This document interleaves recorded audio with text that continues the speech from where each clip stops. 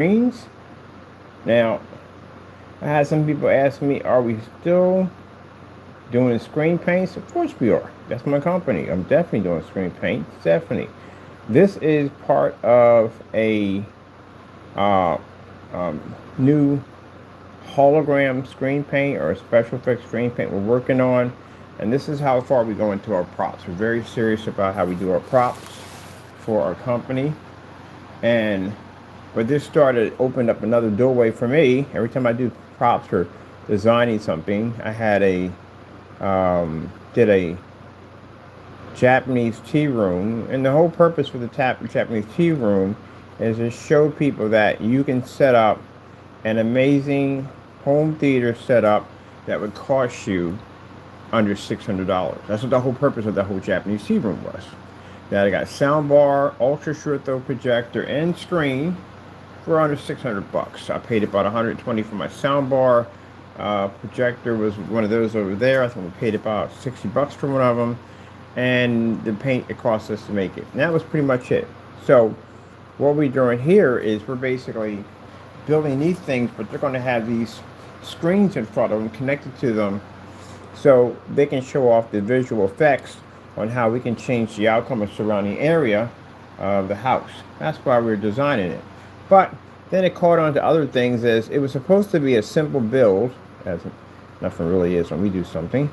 It's supposed to be a simple build, and it turned into these crazy builds where now I just want to build a few of these things for, and I like doing it because it feels, it's like a really cool hobby now for me, new hobby, to build these little houses. So I really am enjoying this. So I'm going to be doing more of these, but like I said, they also involve the screen that we're going to attach in here to be able to bring this into life. Because without that screen, this is not going to look, it's going to look fantastic, but that screen is what brings it to life.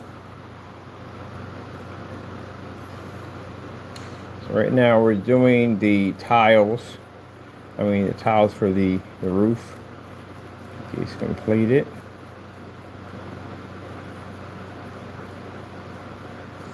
Let's try and figure. I want to do. This is going to be done neon. So this is the first coat, which is done with the red, and then with the neon's going to make it all glow. Because all this glows now. This all glows now. This is all colored in neon, visible neon. This is all neon, and the windows. Oh, they glow. They definitely glow. So what I wanted to do with the windows came out fantastic. So I can't wait to get the lights installed for that. Get some black lighting.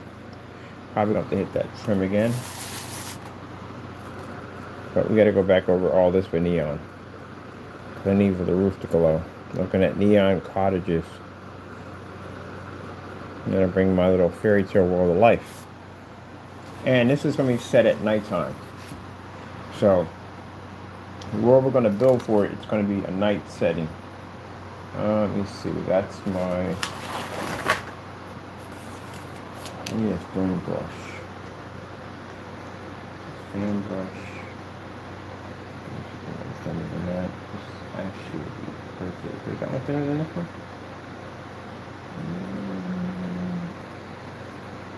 There we go.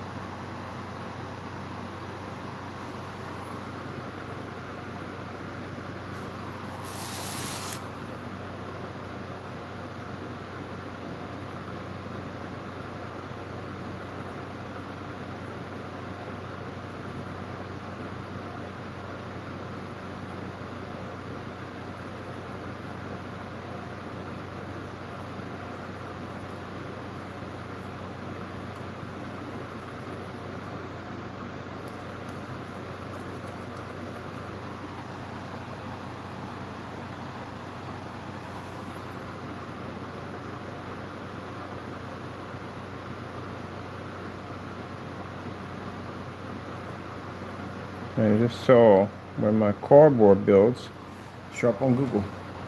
So I went to go type in cardboard houses, cottages, and boom, there's mine right up there already. Already. You can see it in the Google images. It's right there.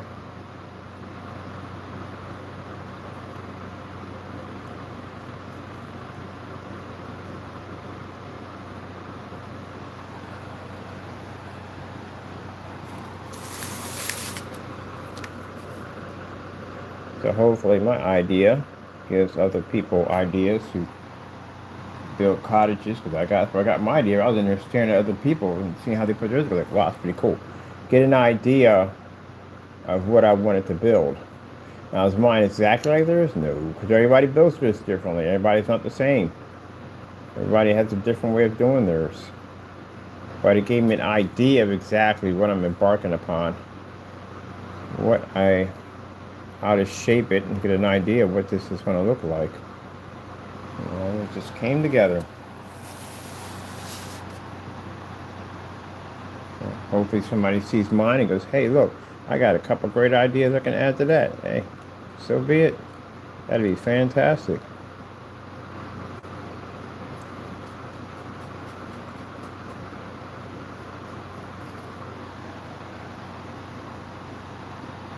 You know, so this is all going to be done in neon.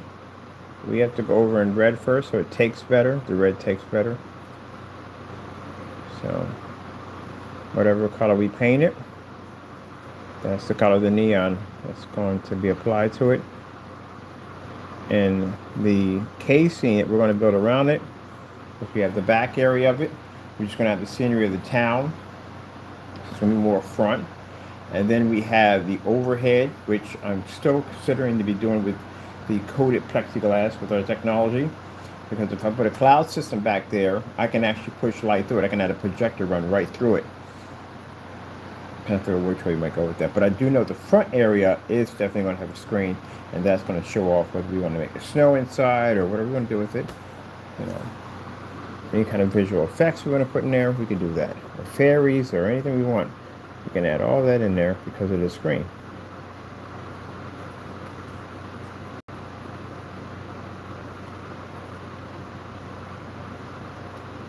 So I think I may make, if I do the top has to have a lighting system in it so it shines right down on top of this so all this glows. I told you I want to do this in a night setting. So we're definitely going to put in a moon. Now if I do it with wood, then basically we can cut out the holes where we can put all the stars through, and with the moon there'll all be black lighting. So everything will, if it hits anything will glow. Everything will glow.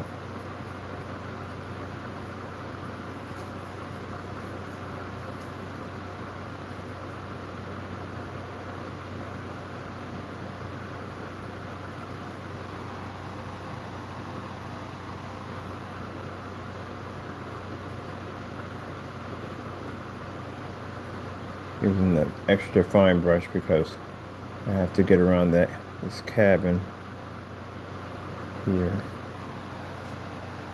I don't have to paint anything in the cabin, but we do have to get around that cabin. And the floor hasn't been put in yet. And the reason why we haven't put the floor in yet because we still have to paint the inside of it with this high fluorescent white, which is going to allow everything in that cabin to just blow up right through that window. Keep forgetting to put that thing on the lights. Like the Fifth Element. Nazim, lights!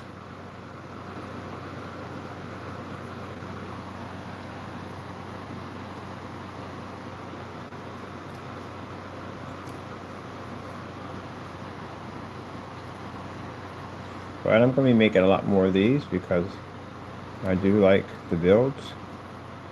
And a couple more to do. I'm already working on the design for my dragon. So I do want to do one with the dragon. That's going to have a vertical look to it. And I have a friend of mine who's already interested in the dragon setup, so that's going to be nice.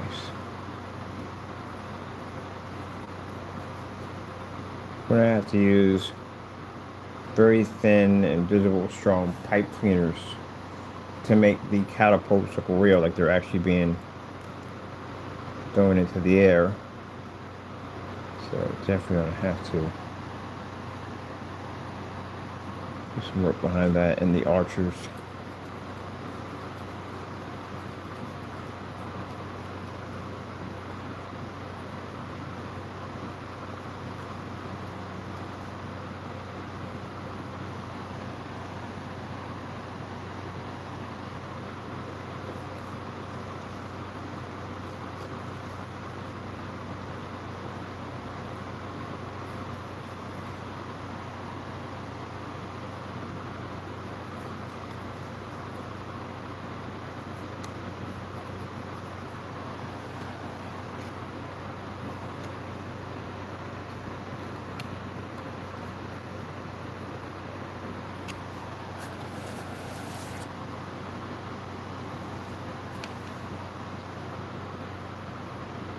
Our cobblestones for the chimney are going to be done in a dark gray,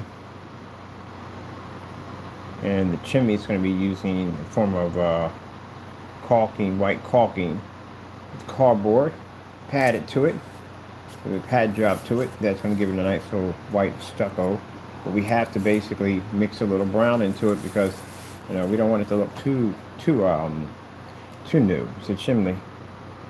You need to look a little burnt. Give it some black in there and some brown.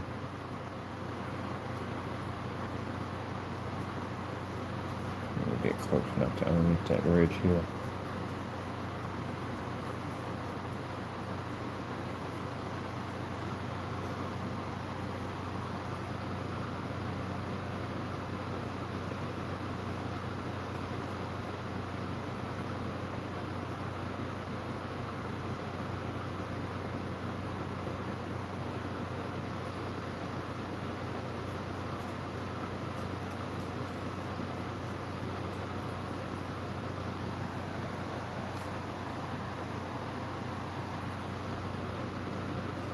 We're going to make an end to, I want to do a tavern.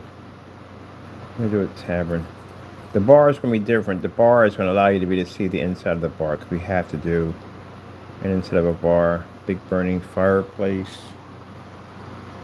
We're going to do that with LED lights. So we're going to do some inside builds. All the furniture, we're going to make all out of cardboard. Now I figured out, the Lord blessed me with some information on how to do the lanterns in the front. Because we can't get light, we can't wire lights in there. It's going to be a headache to wire lights. But we can get these little plastic, or we can make these little plastic containers to go here and here, and we're going to fill them with a high fluorescent glow. So anything that hits them, they're going to basically beam out to get we're going to put in the glow we have here is nice, but it's not going to be enough. It has to be a mixture of a concentrated powder to do it.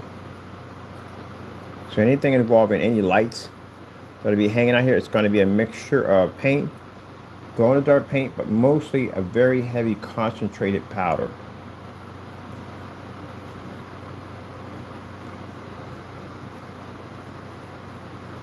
And that's the same concentrated powder. You ever seen they do a powder coat? It's the same thing, except for it's using a concentrated glow. And we're going to be using that when we do our enchanted mushroom build. And we're going to start off with the base of a ramen, what do you call that, the cup of soup container, and convert that into a magic mushroom. It's really easy to do.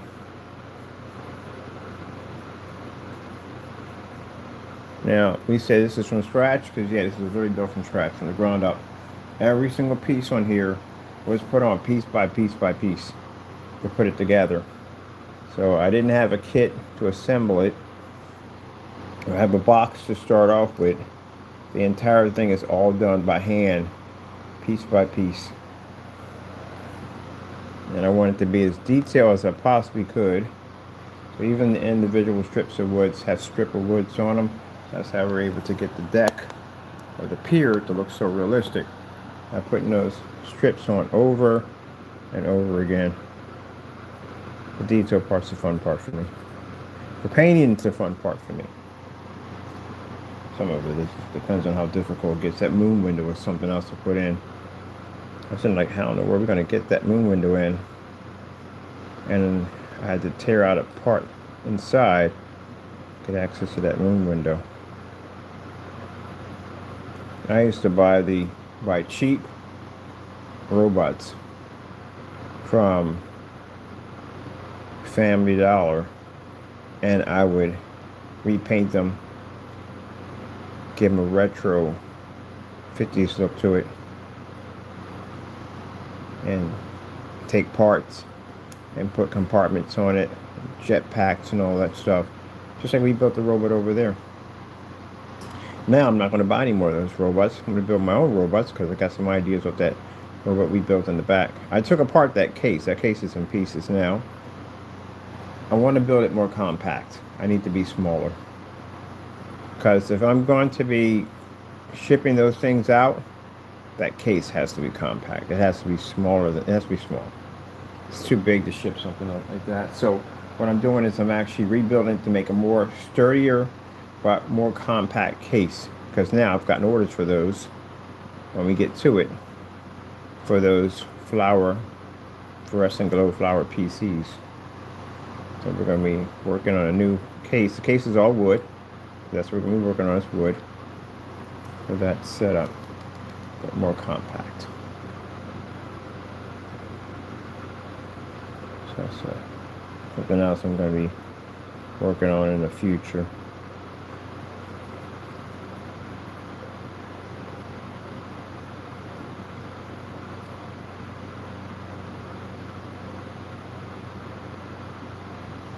Now, some people will say to me, well, look at the way the world's going. How could you talk about that? We don't serve the world. That's what I try to explain to people. When we talk about the things we want to do in the future, we serve God. God, we don't have nothing to do with this world. This world is just for us to pass by. We're not connected to it. We're passing by. That's it. My world is in heaven. I built my treasures in heaven. I build here to survive. I build here to, pay bills, and that's basically about it. But this isn't my world. My world's in heaven.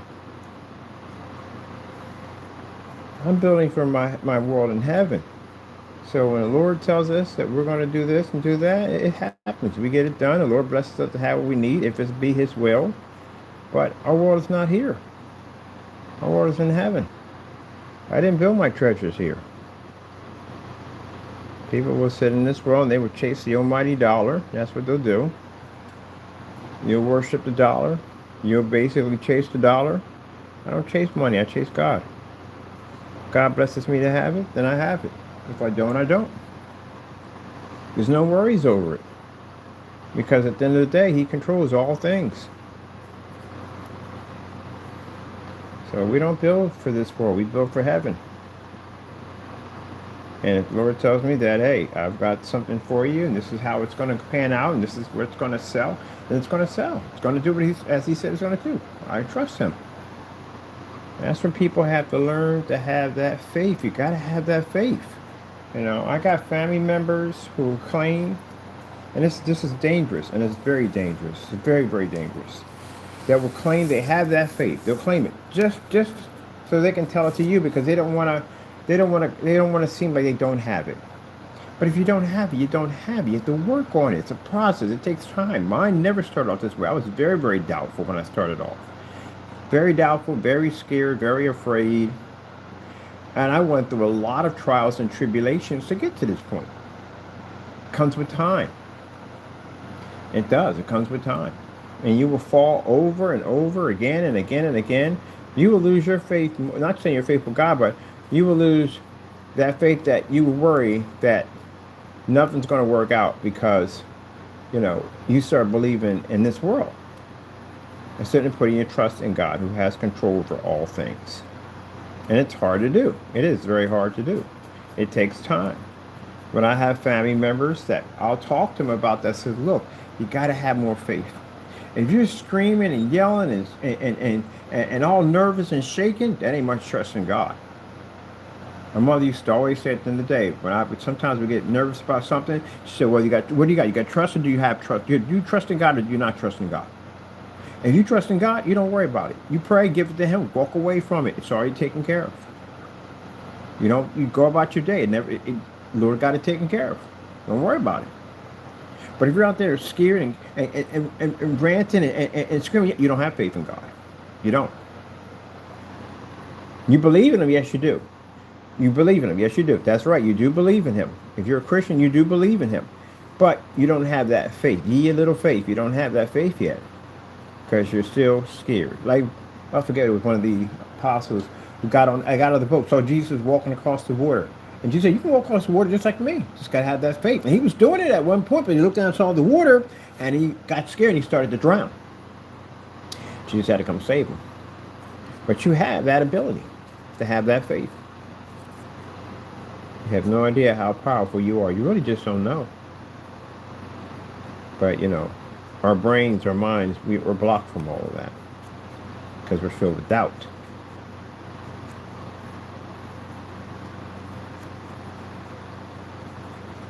If you don't believe how pure, powerful the human body is, look at the things you see people do. The body can be trained to do a lot of things. You see people walk on fire, walk on hot coals, mind over matter. You see people at the end of the day in gymnastics can balance on a beam. All types of flips and turns on a beam. The body's trained to do that. People who run track that have the ability to I like to watch like machines, how they absorb the air and they breathe and breathe out, and they can run at tremendous speed. Your body has those capabilities. You have to be able to harness those capabilities. You have to be able to improve those capabilities, train your body to do this, and you can do that. The body's an incredible machine. People have power of the mind to be able to build, design, visualize, see things differently. Your bodies were made extremely powerful. But doubt is the biggest enemy of all. So, as this family member I have, I will should go into these panics, crazy panics, and screaming and yelling at her. I'm like, what are you doing? Why are you doing the act of the devil? What's all this screaming and yelling for? You're supposed to be a child of God. If there's a problem, you get down on your knees, you pray about it, and you walk away. God has it taken care of. There's no more to talk about. God has it taken care of. Like that. Just like He has it taken care of. I learned that strong point of my life when I went through lockup, when I was facing all that prison time, and I had to realize that in the situation I was in, either I was going to have faith or I was not going to have faith. Don't get me wrong, first couple of times I went into that courtroom, I cried my eyes out because I was scared to death. I'm going on 17 years old, and I'm looking at the rest of my life in the prison system.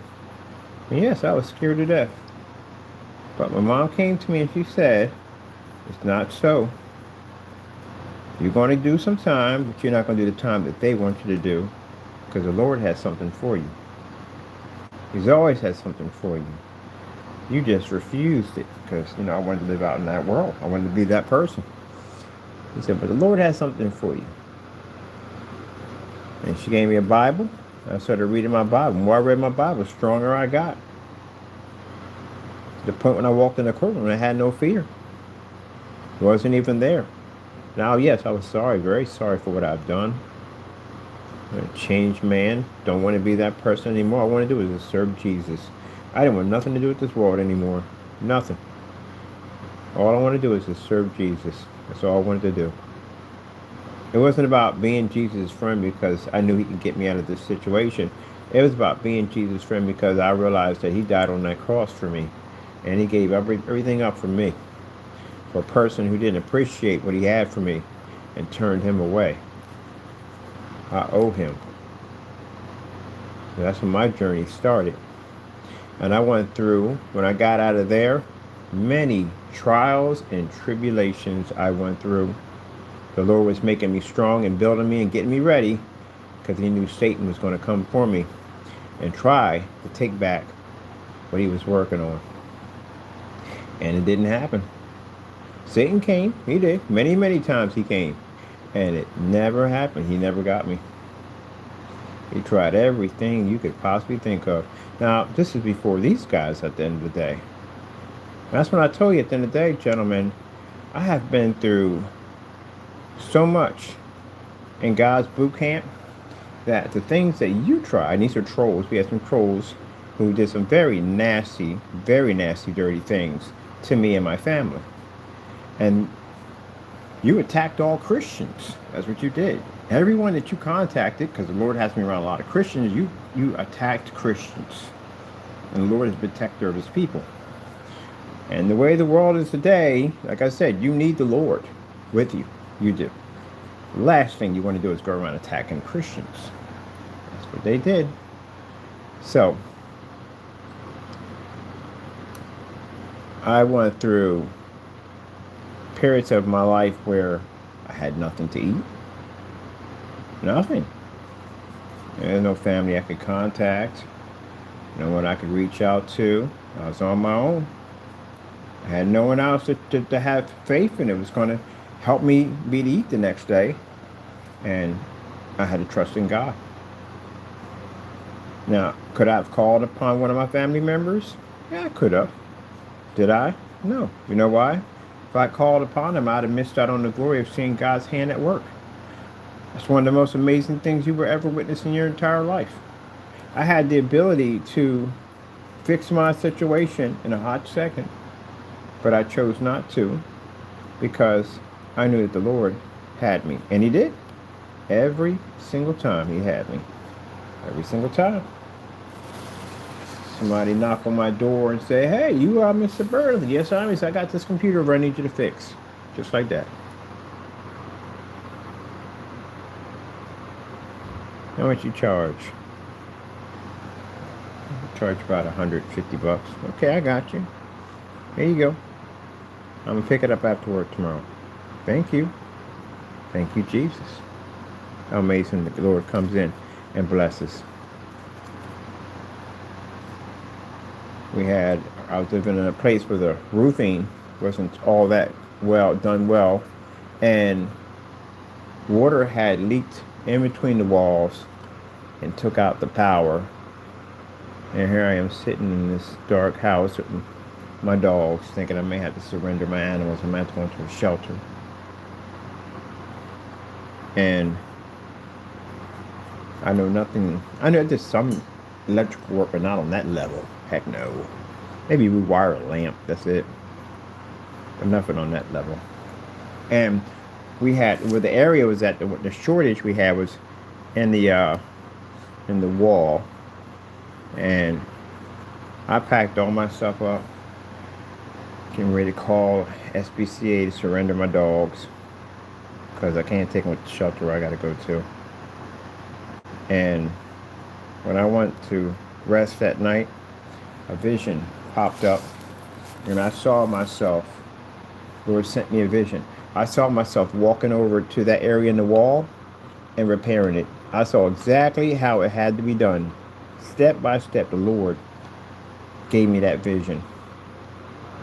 It was the same vision, the same when I went to learn, when I asked the Lord about how to build computers, the same thing. Now, it's up to you to have that faith. So I walked right on over to that wall, and I started tearing it apart, and I saw everything in it the Lord showed me. And I went in and repaired those wires as the Lord instructed me to do so. I went down the basement. We had an old fuse system down there. And I went in and I asked my buddy if he could walk over to the store and pick me up a fuse. Now, he picked me up a fuse, but it was the wrong fuse. Show you how amazing God is. We got the wrong fuse. And that fuse, when he put it in, did nothing. Lights didn't cut on, nothing, not a thing, nothing. Now, did I sit there and go, oh my God, Lord, no. Because I had faith. Because I went through so much with the Lord. Especially going through that whole thing with the courts. That was a lot. The Lord was not going to let me go. Why would he bring me through all that to let me go? Satan's there telling me like, oh, look at the Lord. He promised you something. Didn't even work, did it? Yeah, it didn't even work, did it? And I'm thinking in the back of my head, like, get away from me, Satan. The Lord brought me through all this. Why in the world would he drop me now? So he took the fuse back, and the guy was like, oh, it's the wrong fuse. So that fuse should have caused the box to overload and kill us both. The box would explode and kill us both. We're sitting right next to the box. But it didn't. That was God right there. So got the right fuse, put it in, and every single light came on in that building far brighter than it was when I first had them in there. Every single light. Every single light. Trials and tribulations. Yep, trials and tribulations. Or to put you through tests after test after test. These tests are to build your faith, to make you strong Christian warriors, so you can deal with the devil. Everything he comes with.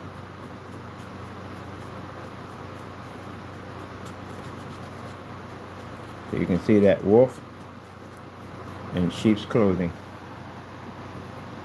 So that's why I explain to people who call themselves trying to make trouble, I've seen you way before you started. I'm not talking about you. I'm talking about the demon that sits within you. I've seen you before. I know what you are. And at the end of the day, you have no power. Because I know what you are. And the people who let these demons use them, be very, very careful, because you're in serious danger. Because you allowed something to enter you, talk to you, speak with you, and even you played games with it. And you have now put yourself in extreme spiritual danger. Because you played with it. You entertained it. See, attacking me doesn't bother. Nothing happened to me. I got attacked, nothing at all. You know, the prison system and all the lawsuits and stuff, that's not your big problem. That's not your big problem. It may seem like a big problem, but it's not your big problem. Your big problem is what you entertained. That's your big problem. What you allowed to come into your home and entertain what you did. There's the big problem.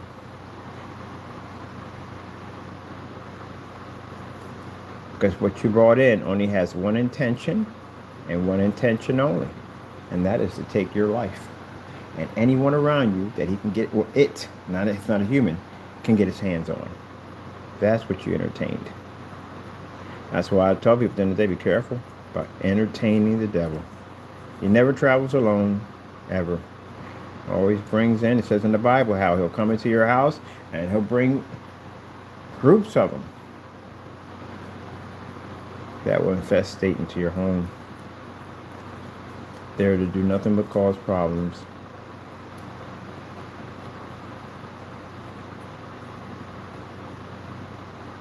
Now, if you look at the story and all, the individuals who attacked me, who was expecting for my business to go under and be destroyed, nothing happened to us. Business is not destroyed. Orders still come in for us. We're well taken care of. But for them, things didn't work out. Their businesses didn't take off. They failed. They failed businesses. Products were exposed. A lot of them were exposed for what they were and what they were doing out in the open.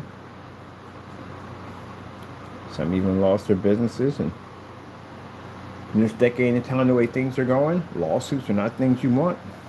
And the way the economy's going, you don't want to get hit with massive lawsuits. That's brutal. And the way things are going in this world right now, you need God. You need every bit of them. You need them. You need them.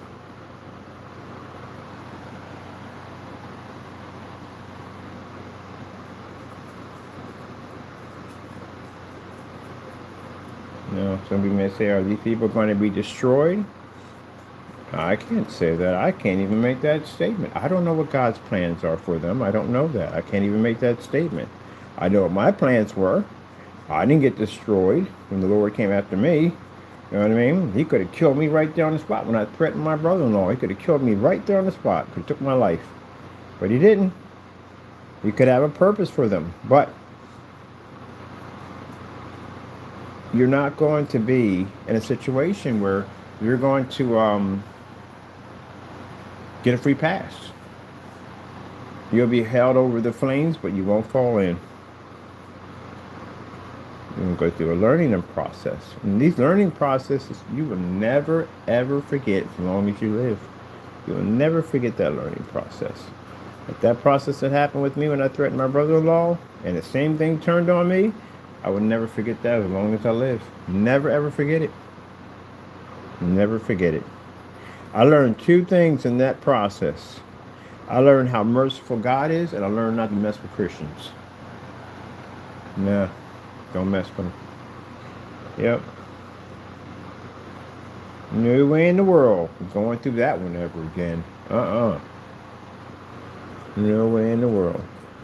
Because they're just people. They weren't people. That's the thing about it. I've seen demons. When I got out, I think my first 3 months in, I went through a couple of months of seeing demons. And why the Lord allowed me to see them? And I'll tell you why. Because I followed so closely to Satan when I was out there in that world. The Lord wanted to show me, look, this is what you were following out there.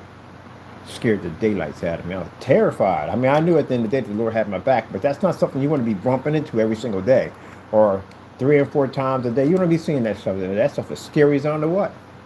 You know what I mean? But they couldn't touch me because my Lord was protecting me. But he allowed me to see some things, man. I saw some things. We're not alone on this planet. We're definitely not alone here. We're definitely not alone. We are not alone. They're fallens among us. And people think they only come out at night. No, they come out any time of the day they want. They walk in the churches. Yes, they do. They walk in the churches. Satan walks in heaven. It says right there. Satan walks in heaven. The Lord asked him where he's going. He said, to and fro.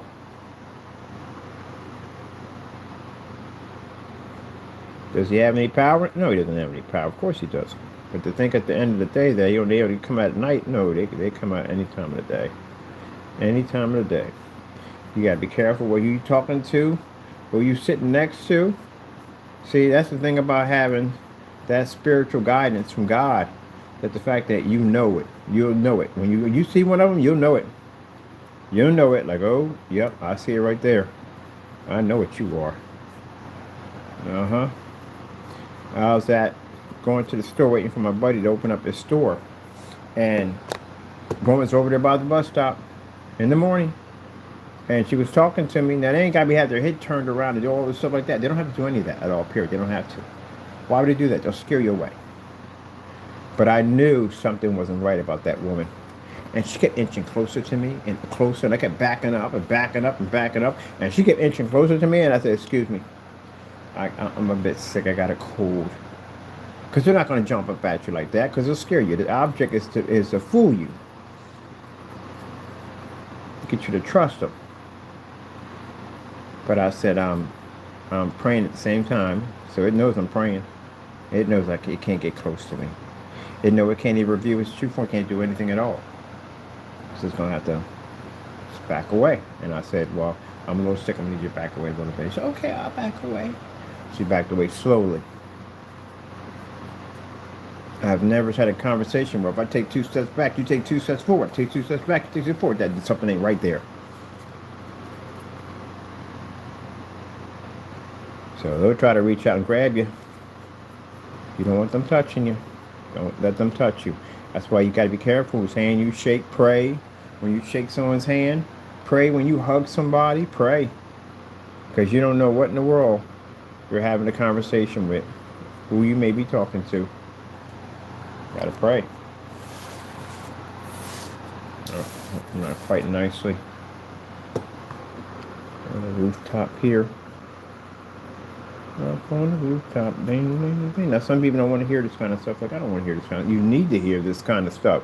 And what we're going through right now in this world, to deny God, how foolish can you be? How foolish can you be? See, you want it both ways. Some people want to... They need God's protection. They need God's blessing. But they still want to live out in that world. Don't work that way. One or the other. That's how it works.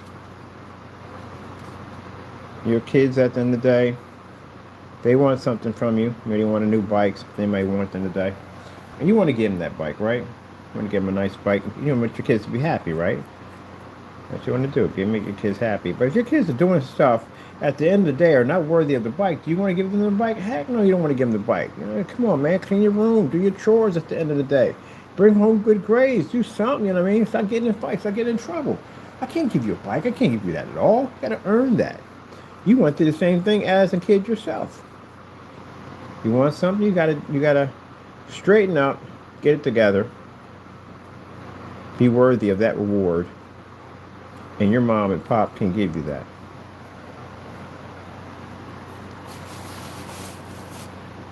And that's the same way God sees us. He has so many good things for you, so many good things.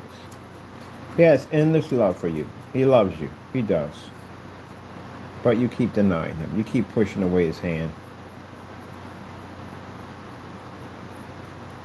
So all he wants to do is give you a better life. That's all he wants to do. And I did that myself. I pushed him away on so many occasions. I pushed him away. I wanted to be living out in that world. Oh, great goodness. My only regret that I have in life is that I wasted too much time out here, and I wish I'd have got to know him sooner. That's my regret. I wish I'd have got to know him sooner. But I didn't. Wasted my time out in this world. But at least I found him. At least I found him. Happy I found him. And I thank him every day. Thank you, Jesus, for allowing me to find you. Thank you for not giving up on me. Thank you for not forgetting about me. Happy about that.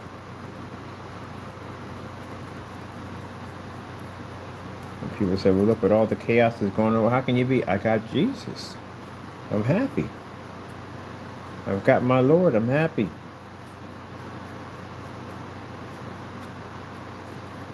You realize how valuable it is.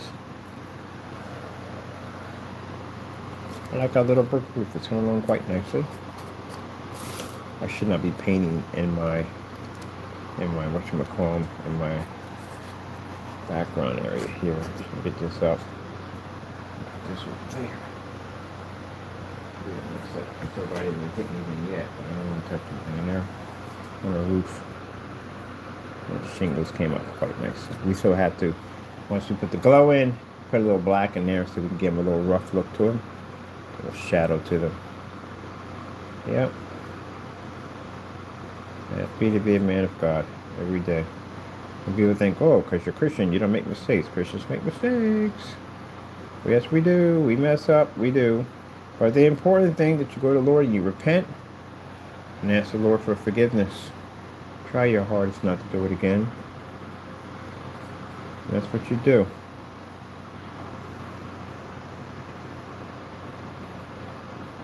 So people back in the old day, David sinned. David sinned greatly. David had a man put to death. David had a man that he basically, one of his soldiers, had a beautiful wife. She was bathing. David was peeking upon her. David became, I wouldn't say obsessed with her, but he wanted her. He lusted after her. And he laid with this woman. And he got this woman pregnant. So he figured the guy his wife, he was a very high official soldier. I'll bring him home. Tell him he can spend the night with his wife. Because, they didn't have the technology we have today. We'll know it's DNA. We had DNA today. But they didn't have anything like that back then. Have him lay with his wife. And he'll think he got her pregnant. And I'm off the hook. Now see how crazy that is? Because God's watching this whole thing when it's happening. And David's a man of God. You got to be real careful. You got to be very careful. The devil will trick you on so many levels, it's not even funny. But we all do it. We do. We think that God don't see it. God sees you. Everything you're doing, he sees you. And David wanted to do all, and God's watching him the whole time. So, his soldier comes home, and he's there with his wife, but he can't be there. He said, I can't be here. My men, at the end of the day, are sleeping in the mud. My men at the end of the day can't be with their wives. They can't be with their kids at the end of the day. I have no right to be here. That's a good soldier. He left. He didn't even go in. He slept by the door. That's why he never went in. Slept by the door. Couldn't be in there with her because his own men were out there sleeping in the mud. His own men couldn't see their family members, so why should I? So, he's very loyal. David had to figure a way, I got to get this to go away. So, he put him on the front of the enemy lines, knowing that he would be killed. And that man lost his life. God was upset with David. So David, for his punishment, lost his firstborn for his sin. And David pleaded with the Lord on this, and the Lord said, no. You will lose your firstborn. Now, he had to go back and tell his wife this, what he had done. He had to go back and tell his wife because he had displeased the Lord that her firstborn was going to die.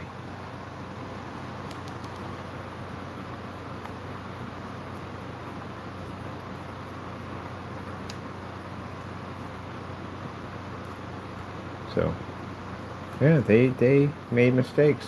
They did. Noah was told to talk to the rock. And Noah struck the rock. The Lord said, you can't enter to the promised land. I gave you a commandment. I told you to speak to the rock.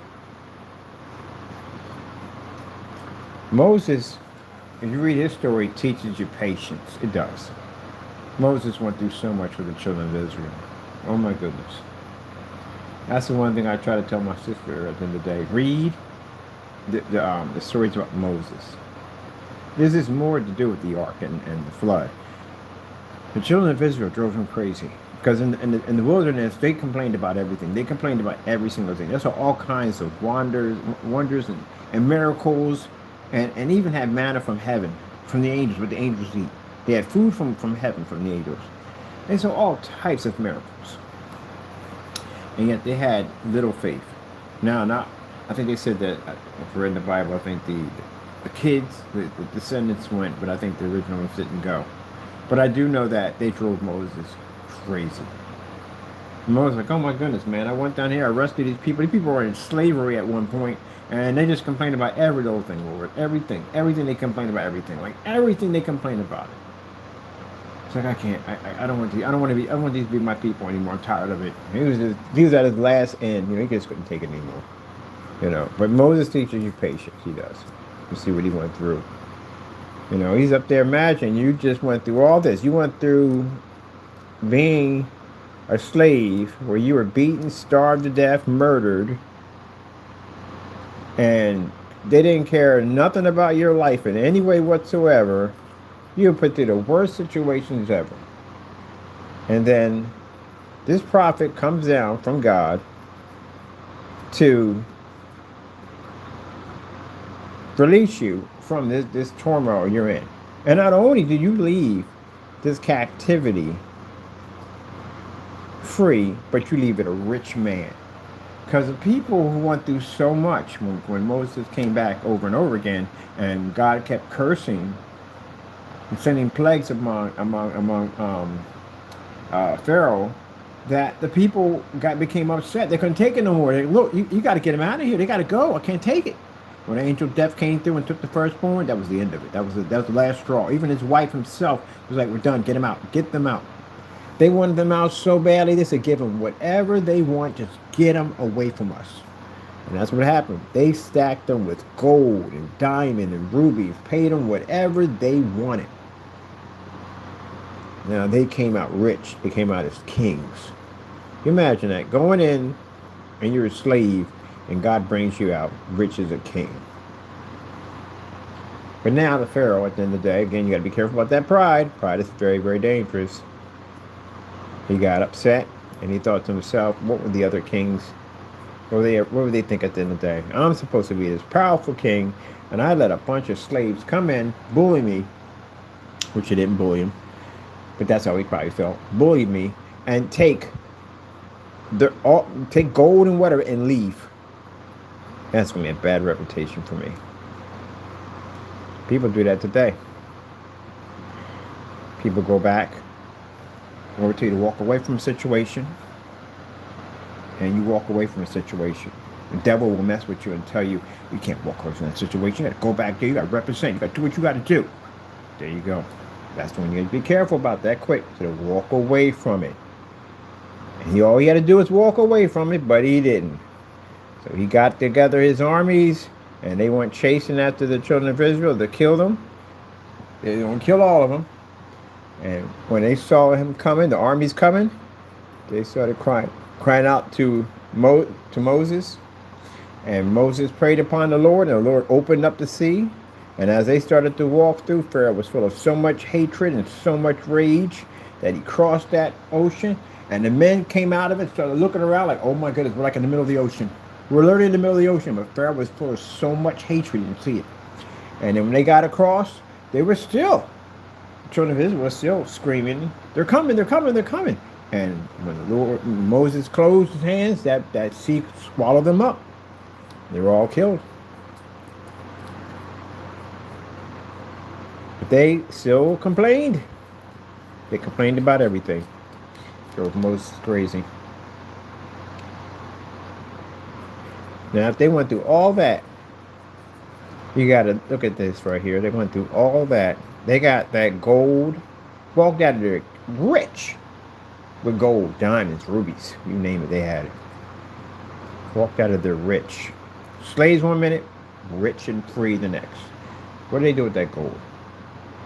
Half of them were sitting there complaining about Moses, the one that's got to set them free. And he's up there on top of that hill talking to God.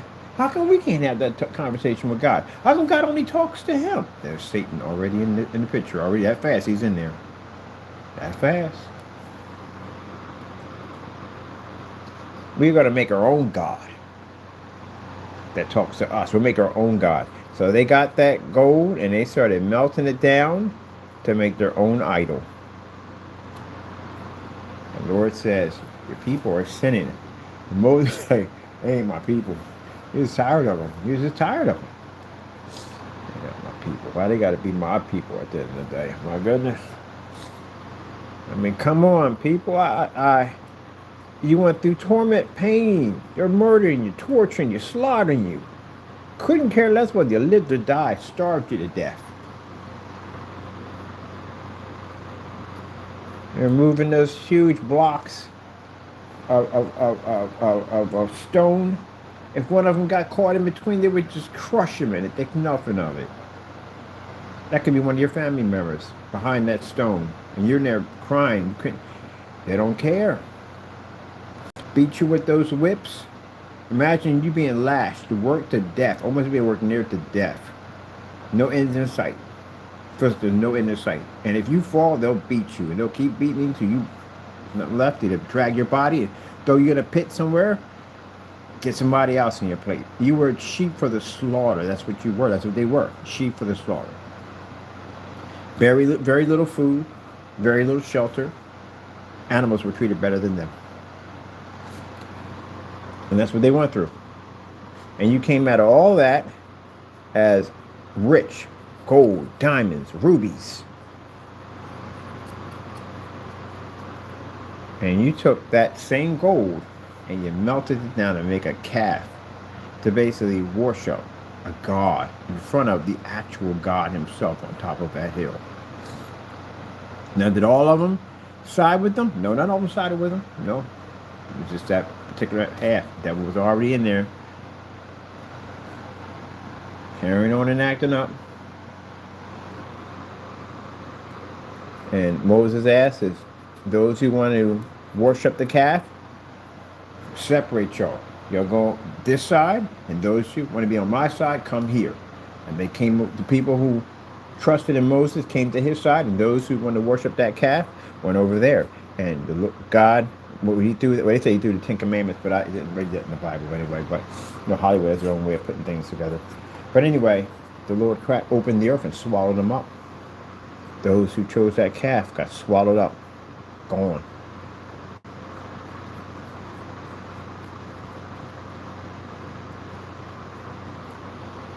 Even if God was, it proves that people say, well, if God was right here in front of me talking to me, I would be a different person. No, you wouldn't. Because they didn't do it either. God spoke to man at one point. God came down and had conversations with man. He spoke to man. Conversations with man.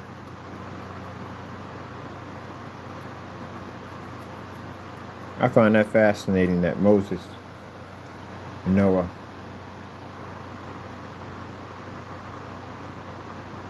spoke to God. God spoke to them. They heard God's voice. Can you imagine how incredible that is? The creator of all things talking to you.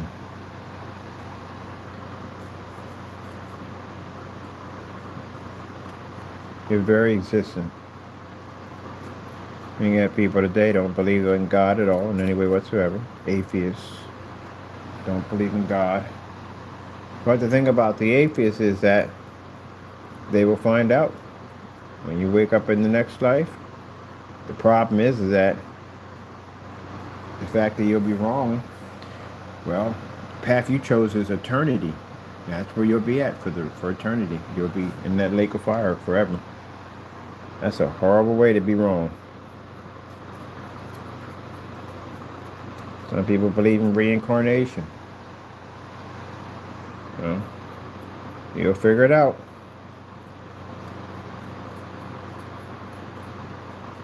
When Jesus came back, did he come back as a dog, cat, chicken, cow? No.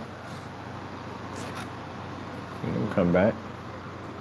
And he didn't come back and he rose from the dead. Only two people did that. Him and Lazarus were able to do that. Lazarus came back from the dead. He's the only person that did it.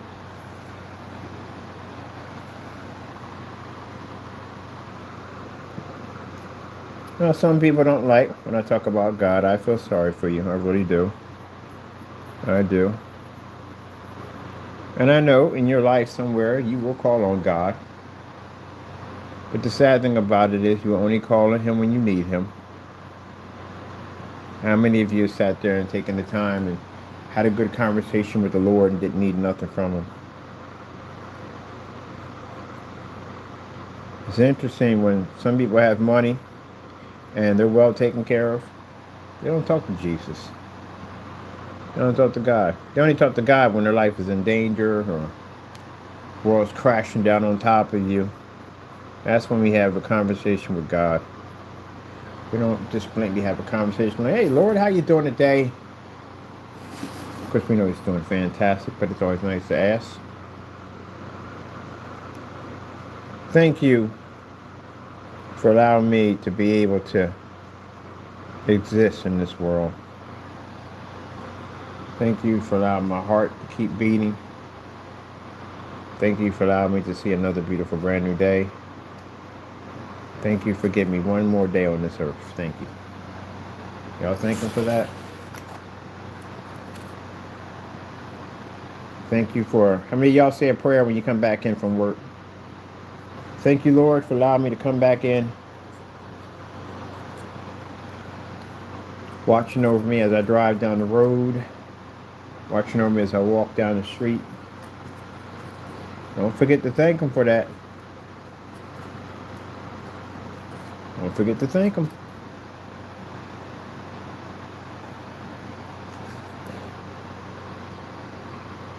People say, well, with everything that's going on now, this is the reason why you call on him and come close to him. Not only that, is you need him.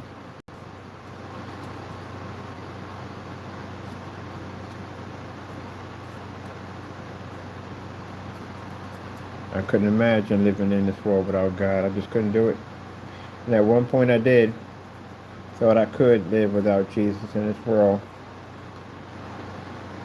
And then I just couldn't imagine it. If I have lost my relationship with Jesus, I don't want to be alive anymore. I don't want to live in this world. There's nothing for me. Without Jesus, there's nothing for me. I don't have a life. I don't have nothing. I could have all the money in the world and I'm still the poorest man on this planet because I ain't got Jesus.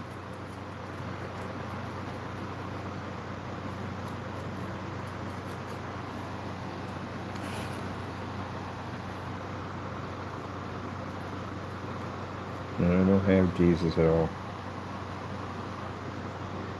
I just got my name for what I want to call this. Well, I don't want to call this anyway, but what I want to call these builds. Now, they call these crooked cottages. I'm going to add Christian in there. Because I like talking about the Lord. Now, some people, like I said, this ain't for everybody. Because it should be for everybody. But, some people don't want to hear God. I was like that. Same way. Same way. Somebody started talking about the Lord. I'd be like, oh my goodness, here we go. I don't want to talk about him. I'm with them. You know why? Because you're too busy thinking about the things of this world. That's why. You don't want to give up the things of this world. That's why you don't want to talk about Jesus.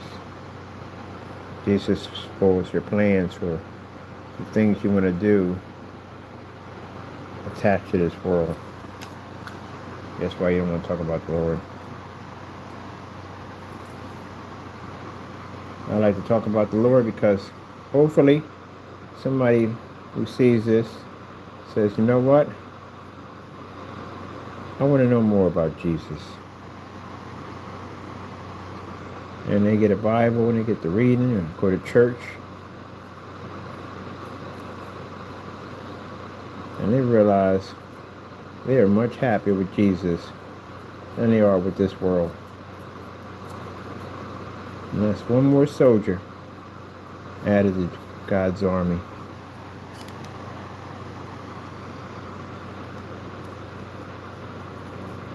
Yep. So if I save one person, if I save two people, that's a beautiful thing right there. Somebody will hear it somewhere. These videos go everywhere. Travel all through Google. Somebody will hear it. And hopefully somebody will say, you know what? I want to know more about Jesus. I want to know more about God. I want to know more about it. And they start seeking to find. You go seek to find, God will make sure you find what you are seeking. I guarantee you. And you'll see that life is so much more better. So much more peace. And the protection you have against the devil, it scares you to think that you were out there in that world without that armor of God. But thankful that you have found him, that you have now acquired the armor of God. And the devil will be upset because he lost one. He lost another one. He lost another one.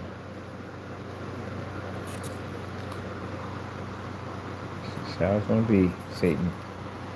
He's going to keep losing them.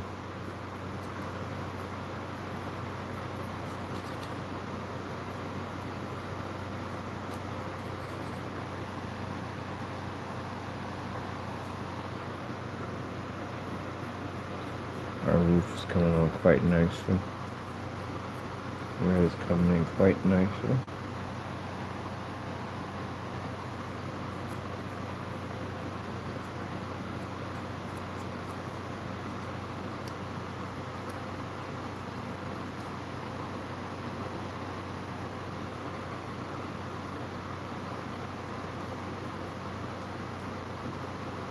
Now this part of the house, I'm going to paint a neon. I think I'm going to go with a purple because the lake is going to be done in neon blue. And then we got to put silicone over top of it so all that glows. The silicone has to have a white powder. It's invisible white powder. You can't see it, but it comes out white for that lake. Because we have to make it. We have to go back over these touch-ups from that because we have that with the red. We're not worried about them. Door touch-ups are no problem. Touch-ups ain't hard to do. But anyway, we're going to go over those different areas right there. Give it like a real enchanted look to it. So that way, the Lucky Lake, where you always catch a fish at the Lucky Lake. It's just that you don't fish at it at nighttime. Don't do it at night. Nothing creepy. Just, mermaids. They pop up from time to time. Now, not the evil ones, because there are two types of mermaids. With people, there's the Greek mythology and mermaids, which were different. They were like sirens. They would sing this beautiful music, and the people who basically captains and sailors would become entranced by their music, and they would direct their ships to the rocky shore where their ships would be destroyed, and they would be, you know, they'd be killed by these mermaids. These are the evil ones. And then you have the Disney version, which is, we're going with the Disney version. We're not going with those. When I was watching The Little Mermaid, I said, you do know basically what they're based off of, right? My friend was like, you know, you think too much. I would never say there's kids around, you know what I mean? But yeah, I would never say there's a bunch of kids around. Like, we were in the car having that conversation. You do know what those things are based around, right? He says, man, you think too much. I know what you're talking about. I said, yeah. Yeah, those are the real ones. The real ones were different. Those mermaids were not friendly in any way whatsoever. They came off looking beautiful. They saw these beautiful women. They didn't see the tails or nothing. They just saw these beautiful women. Just a bunch of beautiful women sitting on this rushing rocky water, just splashing back and forth. And you see these beautiful women out there singing this beautiful song that they can't resist. There was something else. They weren't there to be your friend at the end of the day. They were there to kill you. They weren't even interested in the gold or anything.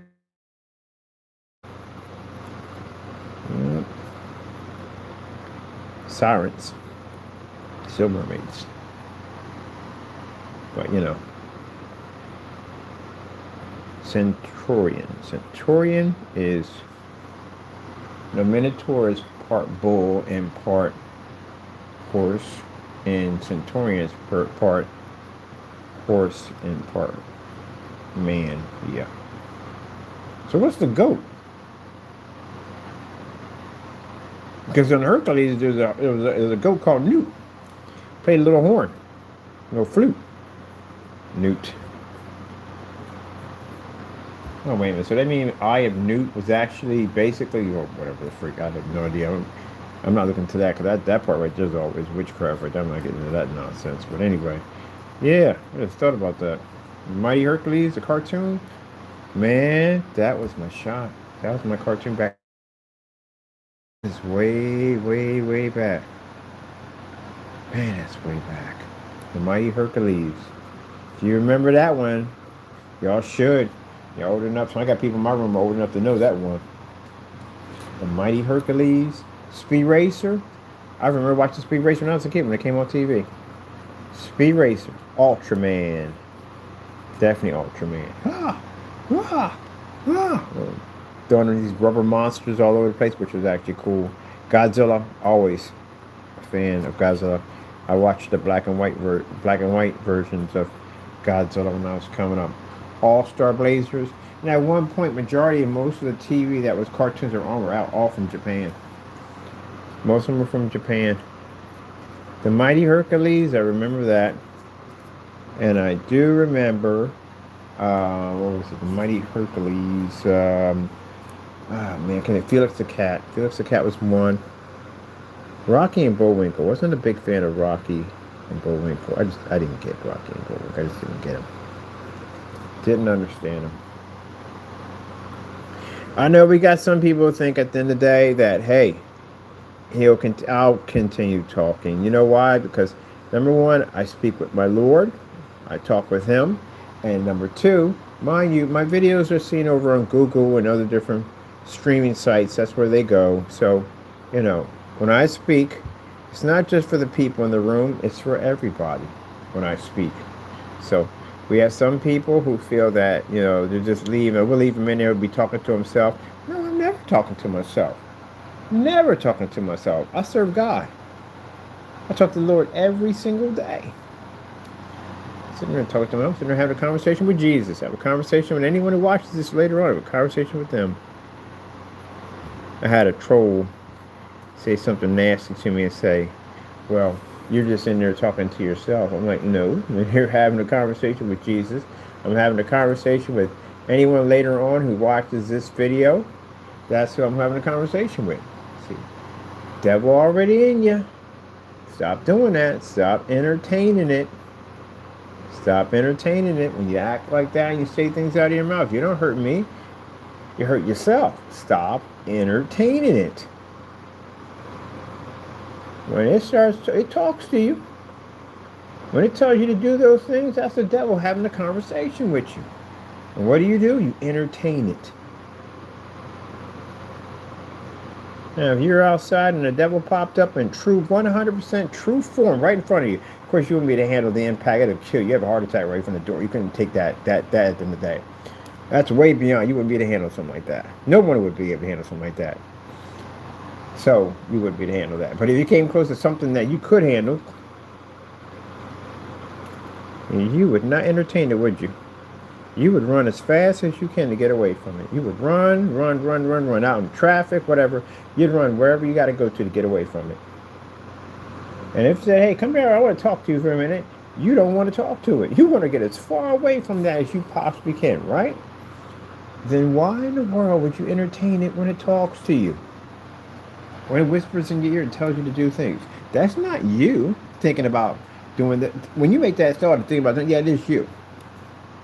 But when you hear that gesture coming to you, but oh, go over and do this and go do that, and you're thinking about it, that's the devil having a conversation with you. That's Satan speaking to you. So when you're out in the street carrying on a Renton County, look at the devil in that man. Yep. And people, I say that from time to time, look at the devil in you, but you don't know which one is in you. Because mind you, there wasn't one falling. There was a bunch that fell from heaven. There was a legion that fell from heaven. A good amount of them fell from heaven. So you don't know which one could be in you. But you don't want any of them in you, period. You don't want none of them in you, period.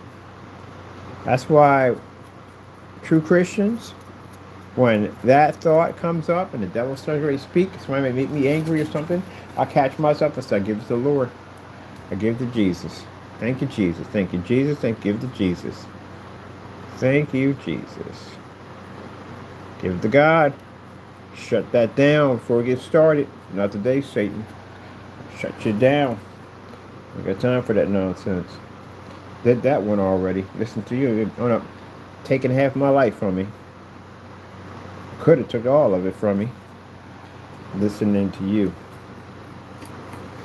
Making me believe at the end of the day that I'm doing some damage, and I'm only doing damage to myself. And you're sitting back there laughing and enjoying the whole show. I'll be saying, look what I got him to do. Look at the dumb stuff that I got him to do today. Oh yeah, he's definitely going to be locked up sooner or later. And when he get in there, I got somebody in there to take him out. You gotta be careful. Don't play them games. Our cottage is coming along quite nicely. I gotta go get some firewood for this guy. Now, I'm thinking I may make the firewood real. I'm gonna go to the park and get some branches and stuff. Break them up. Make some real firewood for him. Cause I gotta keep my guy warm in here. This fireplace, get them chilly nights, snow nights, and our nice cottage. So, we're gonna have to need some firewood. So, gonna have to make a journey out to the park. Hopefully, pray the Lord we don't find any gopher holes, because man, them gopher holes were huge. There's some big gopher holes. Serious, large. How big are the gophers coming out of those holes? Man, that's a big gopher hole. Thank God the Lord was with me when I was walking down there, because man, if I hit one of those, I'd snap my leg easily. Easier to snap my leg. One of those big old gopher holes out there. And I've seen them too. They're big. They're pretty big. They're the size of a cat. They're big. I don't know what came through another hole, like something out of Gears of War.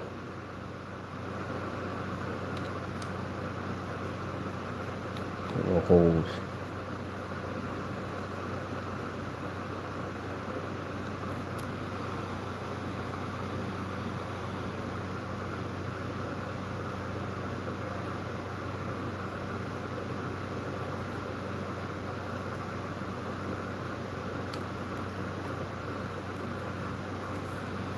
I don't think what movie that was.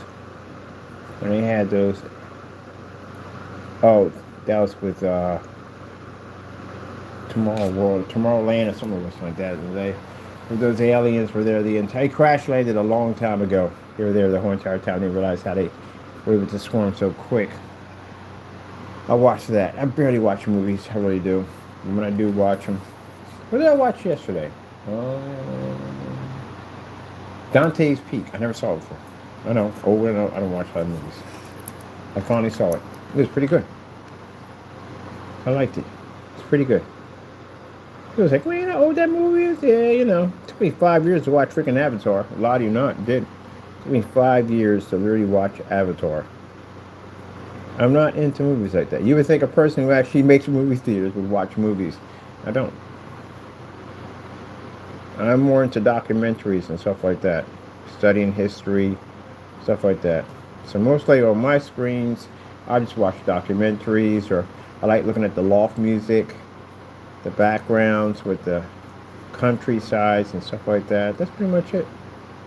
I don't watch any movies on it.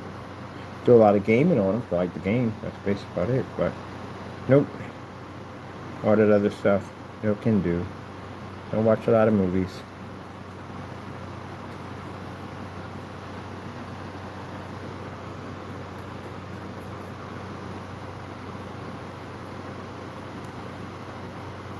Yeah, customer contact me. So, what screen you watch on? I was like, quite frankly, I really don't watch any movies. I play a lot of video games. That's pretty much it.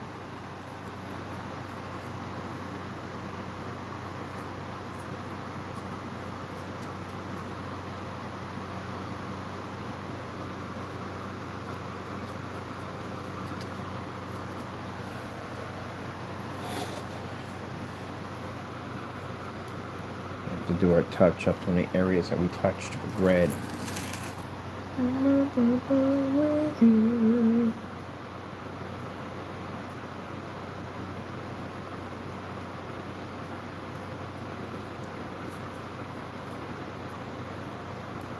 And mind, this is going to be going over with the glow in the dark. I want my roof to glow. I'm making me a neon cottage. Those look so cool. They have that kind of night effect to it. I did a picture show, and in the picture show I showed how we did the whole, which one was all, it glows in the dark over there. That's what I want.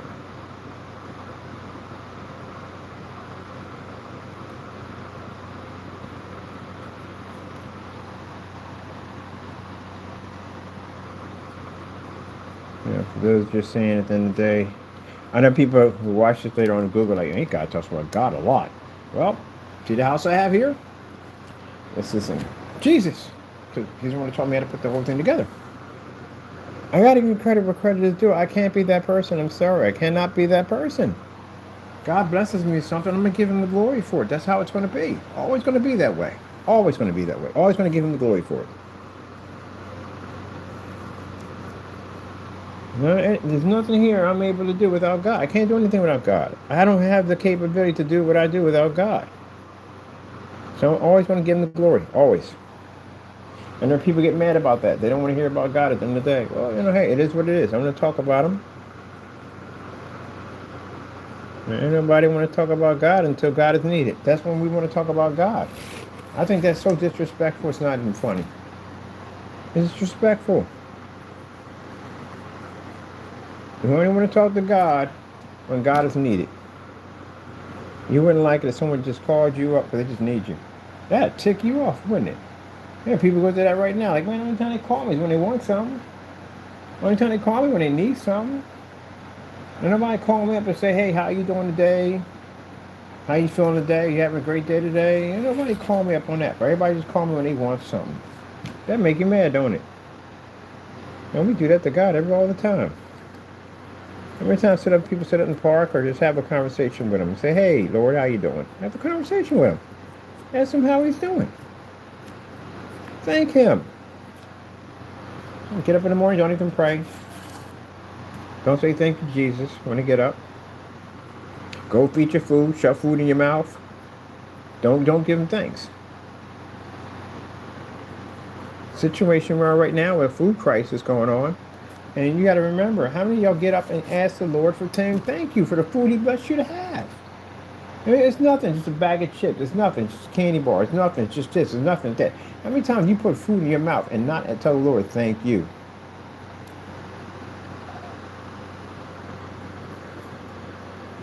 And yet, you know what He is at the end of the day? He's a forgiving Lord. He's a forgiving Lord. He's a forgiving Lord. He's a forgiving Lord. That's what He is.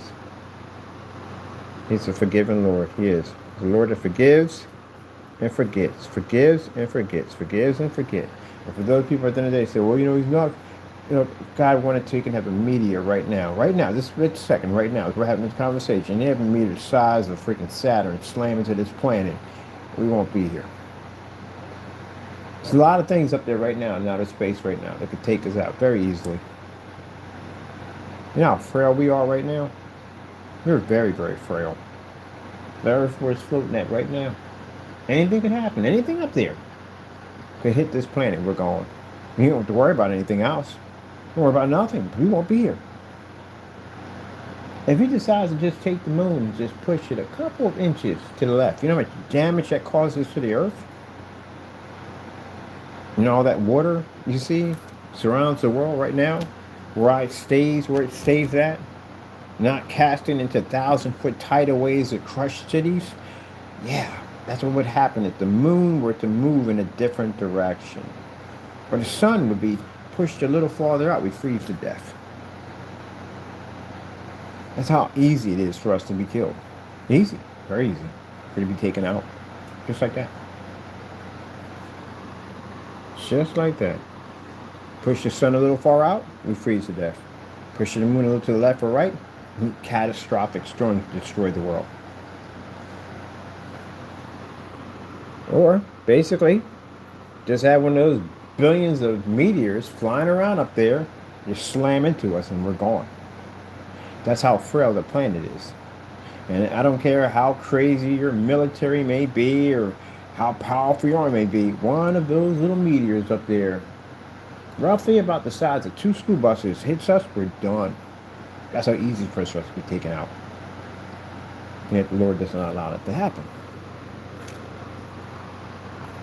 So we got to think at the end of the day that we're so worthy that we deserve to have this and that. We don't deserve anything at all, period. We deserve death. We are worthy of death. That's it.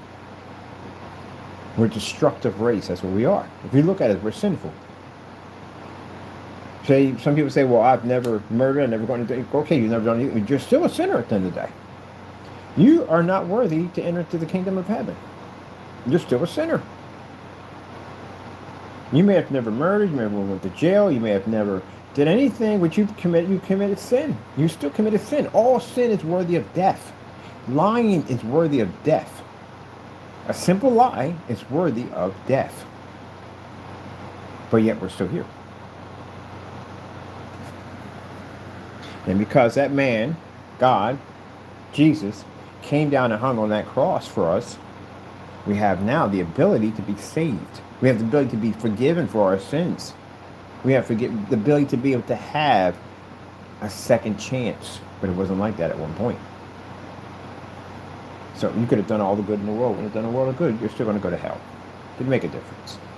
Because He died on that cross. That final sacrifice gave you that ability. You don't know how rich your life is. You really don't. And I know right now it feels like a time like you think that all is falling apart and this, that, and the other. It don't have to be that way because God has your back. God will see you through. God will not allow you to fall. God will not allow you to stumble. God will not allow you to be able to, allow the devil to be able to have his way. God will protect you on every single level you could possibly think of. I have been homeless. I've been out in the cold. I've been hungry. I've been in situations where I only had a few pennies to my name. And I remember one point, I had debt on my PayPal account at $800. With no way to pay my rent or anything whatsoever. And I prayed and put that in God's hands. I gave Him that faith at the end of the day. You know, that $800, slowly orders came in. $8,000 went from $800 negative to $1,500 positive. So to pay all my bills, take everything that had to be taken care of. The Lord takes care of his people. What kind of God would he be at the end of the day if my Lord led me down to a road of destruction? That's not somebody I would want to serve in the day. It wouldn't be anybody I would want to glorify. You would hear me complain about him all the time. Oh my goodness, the Lord did this to me today, and the Lord did that to me today. You know, this, that, and that. I'd be constantly complaining.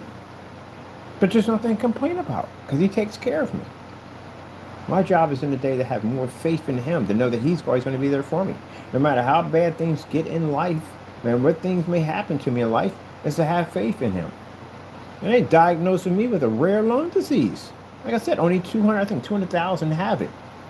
Extremely rare of all the diseases for someone to get at the end of the day. I could have any form of lung disease, which would have been absolutely fantastic, but I ended up getting one of the rarest ones on the planet.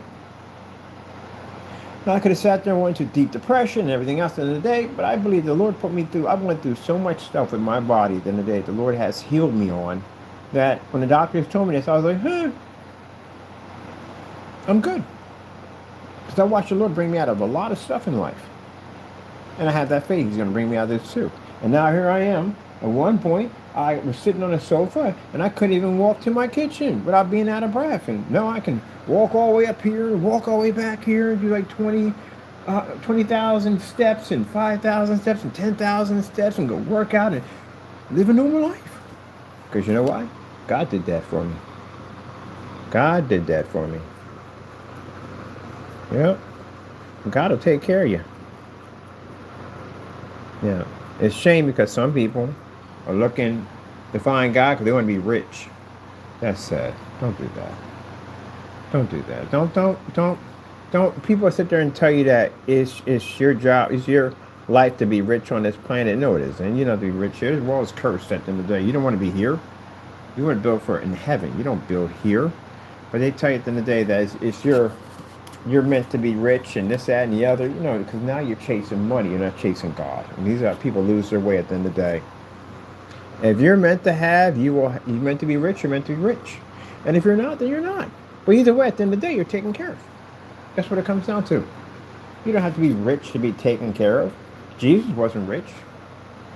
So if these prophets and people call themselves being prophets and child of God and they got all this money and everything and they're just saying this is the way you're supposed to be and blah, blah, blah, blah, how come Jesus didn't come down that way? How come Jesus didn't come down with an army of gold chariots, concubines? How come Jesus was born in a castle or kingdom or was born in anything, born in a stable? How come Jesus didn't have fine linen and clothing and all that stuff? He didn't have any of that stuff whatsoever. And he was God. So how in the world is a man at the end of the day going to have all these things of this world and claim that this is the way it's supposed to be, that you're supposed to have all these things, you're supposed to be treated as kings and this, that, and the other? No, you're not. There's only one king, and that's God. That's it. Only one. Jesus is king, God is king, there's only one. I like my cottage here. My cottage. Lord, thank you for blessing us to be able to build this cottage. I had a great time putting it together. Thank you for giving me the knowledge and understanding to put it all together. You know, at one point in my life, I ended up with a very rare eye disease. Well, it wasn't rare, but a few people get it, but I got it. And I wouldn't be able to see this at all. If the Lord didn't heal me, I would not be able to see this. I wouldn't be able to see my hand in front of my face. It was that bad. And they said that most people end up with this disease, this eye disease, just came out of nowhere. End up blind. That's what I was told by the doctors. They end up blind, not being able to see. But, you know, I got Jesus. So, got my eyesight back. I have 20/20. 20/20. And I got very good hearing. Because I know when one actually fails, the other one actually picks up. So my hearing's actually really good. And I'm able to do this. 57 years old. Never had to wear glasses, ever. And I know your eyesight's supposed to start failing as you get older. Mine doesn't. Mine's actually quite nice. It works. I remember my ex wore glasses. You know, there was a competition with her all the time. I don't know. She wore glasses. And she's like, well, the age you're at, you're supposed to, because she was younger than me. The age you're at, you're supposed to be wearing glasses. I'm like, yeah, right, I don't wear no glasses. I'm good. The Lord took care of that. We're good. I'm good. She was like, no, no, you gotta work. Get your eyes checked. Man, I got my eyes checked, man. I passed that test with no problem whatsoever. So I told you. It don't make no sense now, because I serve God. That's why. God fixed all that. He fixed all that. He took care of that. When I lost my vision, he took care of that. I think I'm the only one in the family that don't wear glasses. Now, for people at the end of the day, they're saying, well, lucky you, I gotta wear glasses. No, lucky you, because you do wear glasses. Because I wanted to wear glasses. I like glasses. I actually wear glasses. I have a pair of I have these glasses with yellow shades. I wear them all the time. I freaking wanted to wear glasses. Everybody in my family got them. Oh man, they got such cool glasses, man. They got Coach, Versace, Gucci. All of them got these little nice, beautiful glasses. Some of them got the nerd glasses. They got multiple pairs of glasses that they wear. They style with their clothes and gear. I'm like, I'm looking at them like, man, that sucks. And you get to wear glasses and I don't. Like, you don't have to wear glasses. I mean, if I want to wear glasses, if I wear glasses, they're just not real. They're just, you know, wear glasses. But I like wearing glasses. I do. I like it. I be rocking their glasses sometimes. I can't see jack in them. I'm like, good God, like how the freak you see anything? But they're actually, you know, I want to wear glasses. When the family got 20/20. It's funny because my mom wore glasses and my dad wore glasses, and I didn't wear them. Also interesting, my mom was 4'11", and my dad was 5'5", and I came out 5'11". You figure that one out. I know there's nobody tall on that side of the family or whatsoever. I just came out tall. I don't care if 5'11". 5'11" is not considered tall, but when your mother's 4'11" and your dad's 5'5", it is. Which I'm glad I didn't get 6 feet. I'm so happy. I did not want to be 6 feet. My friend was 6'2", and all he did was complain about why he had to spend more money than the rest of us for his clothes. I never forget those rants. Like, man, it ain't fair, man. They never have my size, the sneakers, which they never did have a size of sneakers. I wear 9.5 triple E. The reason why my foot's so wide is because I was wearing it back in the day. My mother kept telling me, stop wearing them sneakers with no laces in them. Your feet gonna spread. You know, I ain't listening too well. So now my feet are wide, so that's why I wear triple E. But anyway, it's easy to find 9.5. The triple E is kind of hard to get. I got to go online and get triple E from time to time, but I can wear 9.5. It don't bother me much. If the boots cut wide, I can get away with it. But other than that, it's easy to find kicks for myself. Him, 13? Yeah, good luck on that. Good luck on finding 13 in Air Jordan, especially, yeah, no. He had a hard time. Every time he went to Foot Locker, he never had his size. He was so mad. And then we go buy clothes. He always had to spend more for his because he was tall. He was like, man, like I would like to, he wanted to be, he said, my height at 5'11" would have been perfect. Because it's right in between. So I'm in between that mark. I don't have to spend a lot of money for my clothes. But him being 6'2", on the other hand, yeah. And my other buddy was 6'1", yeah, they had to spend money, extra little length. That extra little length, that's all it is. They got to pay so much more for like $10 more for that extra little length of fabric. $10 more.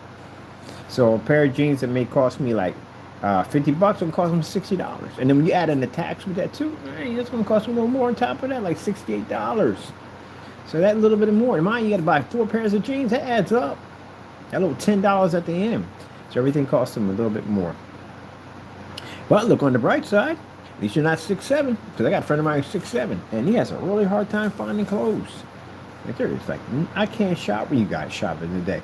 I was like, so what's it like to be 6'7"? He said, it's a bit of a nightmare. You know what I mean? There's nothing that fits me in this world. This world is not made for my size at the end of the day. Showers, the dreaded ceiling fans, doorways, cars, buses.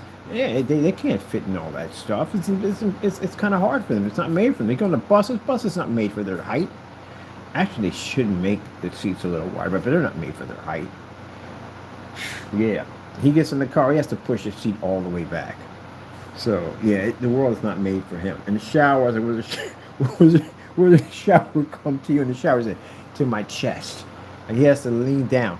The reason why they have bad back problems, there's nothing that fits them. Think about it. You go into your kitchen, you don't have to bend over or anything. They do have to bend over constantly all the time. on those little tables. They put their little tables in there. Nothing's to their height in there. So yeah, I was like, sheesh. And the worst part of worst is sleeping. Sleeping's the worst. Because they got to sleep in the fetal position. They can't hang their legs over top of the bed. You can stretch out, jump and jump. They can't do that. They bypass the bed, man. They got to get a special bed for that. All that costs more money. That costs them more money. Everything costs more money for them. The doorways, you have your doorway heightened. Man, you got to bring zoning in for that. All that stuff to have those doorway heightened. Yeah, that costs money. Everything costs money. The world's not made for them. It really isn't. So my buddy reading that cracking up, like, man.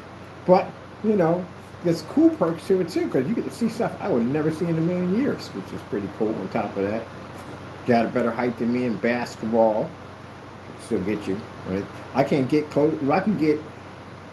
He can block me next to the court, but he can't get me there. He can't get me if I basically shoot outside the court if he's there in front of me. I gotta bogart him. I gotta literally get close enough to him and bogart him to get close to the to the neck of him. Anything around, he's gonna block. It's like hitting a wall. Other than that, but yeah, there's some things at the end of the day, like I said. But he's a funny guy. Says yeah, it has ups and downs. And what the ladies like it, so yeah, ladies like me. And yeah, 'cause you got that big tall height on you and everything. So yeah. But yeah, I'll be cracking up, man. I'm cracking up. Like I told you, I got two friends of mine that are big bodybuilders at the end of the day. They're big guys at the end of the day. And I gotta have put post notes on their back, like, yeah, try to get off your back. It's like watching a turtle trying to flip himself over. They can't reach behind their back. So what are you gonna do if somebody puts a pencil in your back? What are you gonna do? You can't reach it. You can't reach anything in the back of your back. How does that work? Why are your arms so big? Why would you make your arms that big? You can't even reach your back. It's an open area. That's a what I call it, it's a weak point. So watch, I'm gonna show you. I took a post and stick it right in the center of his back. He can't reach it because his arms are big. He can't grip it. Couldn't grab it. Got to call his wife. His wife got to come down and take it off. I'm like, stop messing with my husband. So yeah, but it's funny to watch. It's like watching a turtle trying to flip himself when he's upside down. Yep, my buddies. They cool as I know what. The Gentle Giants. There's two of them. The Gentle Giants. The Gentle Giants.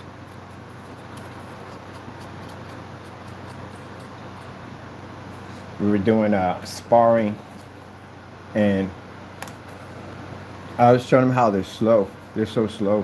When they swing, they're so slow. There's so many areas I can strike you at when I'm dancing around you, especially if I'm sidestepping you and just messing with you. Yeah, you're so slow. I said, man, I wouldn't dare. I wouldn't dare come in close. You're way too big for me to come in close to you. See them? You see your toes, your shins, kneecaps. That's what I'm going for. What? Why? Why would I even come in that close to you? You're too big of a guy. And your legs are longer than the hands. That's it. Your most vital area, them kneecaps. Them kneecaps. You would never think about that. If you were fighting a big guy at the end of the day, they think at the end of the day you're going for the chest. You're not getting close to that at the end of the day. That's too big of a guy. Kneecaps. Yep. They go out. Everything goes with it. All that weight on top of those knees, right out. Just like that. I was telling my buddy that at the end of the day. So your kneecaps. Yeah, take them suckers. Clean out. I don't even have to get close to you either. Simple hop kick at a distance and come in and get your kneecap. Bam! Throw your legs right from underneath of you. You're not playing it that well at the end of the day. Yeah, I can't show you how to do that, but basically it's a jump kick, but it's a low. Or shuffle kick. Shuffle kick's another one. Shuffle kick you can drop low too. And you can take some of his legs clean out. And two ways you can go. You can catch him either in their chest or you can catch him in their legs. Catch him in the legs, they take their legs right underneath him. Catch him in the chest, well, that's a different story. But anyway, yeah. So basically, when we were having a little fun jumping around, I was tagging him with post notes. He's a funny guy. That's one of my best friends. The Gentle Giants. There's two of them. The Gentle Giants. Man, I swear, they had me laughing. Man, we've known each other for years. I mean, we have me crying sometimes. I never forget the time I was working on something. And they came in like, yo, I gotta go to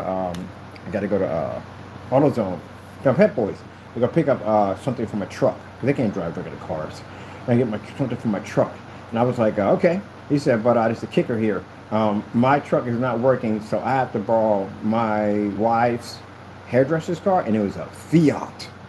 It's one of them little tiny cars, like a Mazda Miata. You was like looking at a guy that big inside of a Mazda Miata. It was in a go-kart. Oh, I wish I had taken pictures. I could not stop laughing. I was in stitches the entire time watching him trying to get into this car. It was like somebody watching somebody put on a pair of boots, watching him try to fit that big body into that little frame of a car. His kneecaps were all the way up there by the dashboard, like he was driving a little go-kart. I could not stop laughing.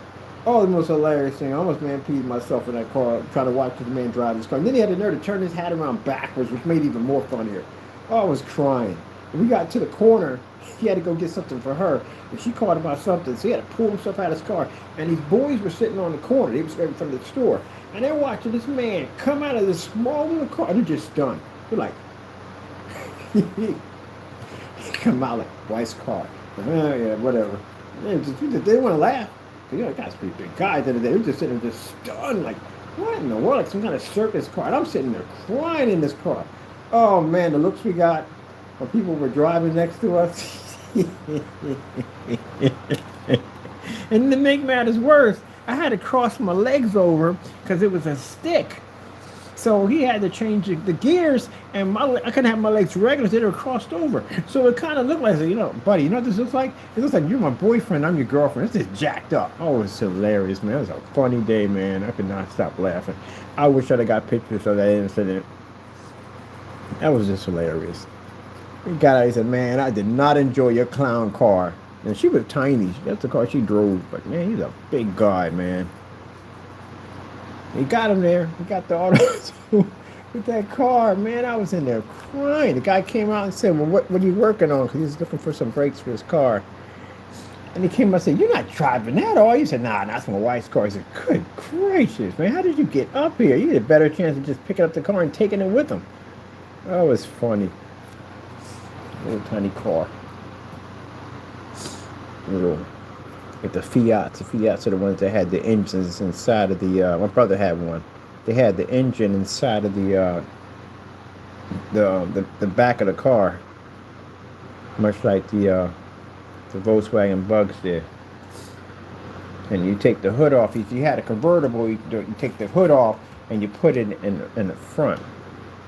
And that's what he had, a little Fiat. Stick shift. He only drives stick anyway. He old school. He don't drive nothing automatic. He only drives stick. He got a Mercedes that's diesel. That's what he drives in the stick. He don't drive automatics. He's not into those.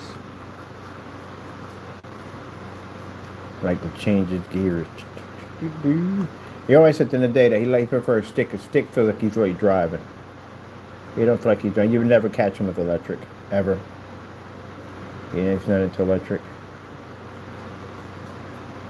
Gas. Most of the vehicles they drive are diesels. He likes old school stuff. All right.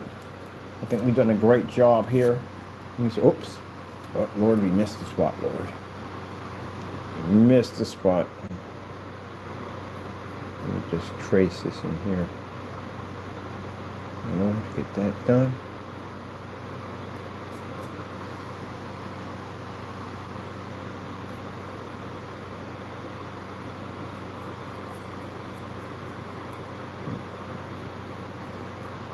Talk about my Jesus. Talk about my Jesus.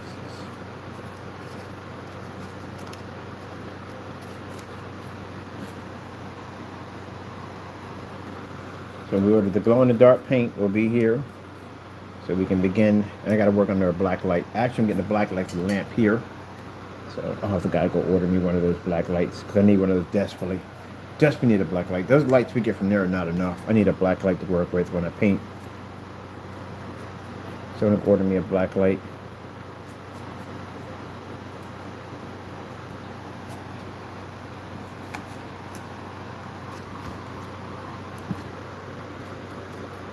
Don't they have? That would work much better. The lights that they have for like the Christmas tree lights. Except for just get one single one, put it inside of here. Oh yeah, that would work much better. I definitely would work much, much better. It'd be much more brighter. And get one in a black light. It'll light that whole thing up inside of there. Yes, it would. All right, that's a possibility. I thought. I'm gonna look up so I can find some of those like lighting for that. We can't do the lake yet because the lake has to be done in all glow in the dark paint so we can get that to glow before we put on our silicone. And I have to find some tiny fishes. Tiny fishes, so we need tiny fishes. So we got a roof which is going to be in a red glow, and then we're going to do this in a dark purple. And the windows, yeah, the windows glow. They definitely glow. I had a chance to test them out. They glow. So let me go back over and do a touch up in the areas that I caught with red.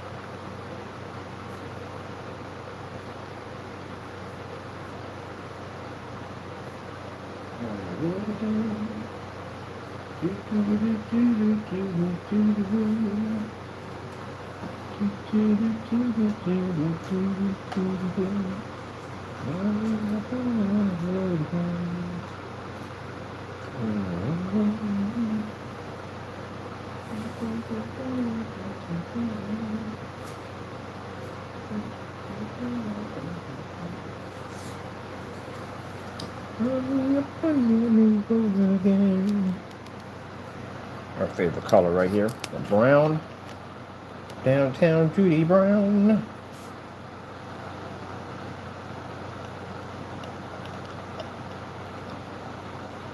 And we're gonna get all the areas we just tapped with some red. And put it back.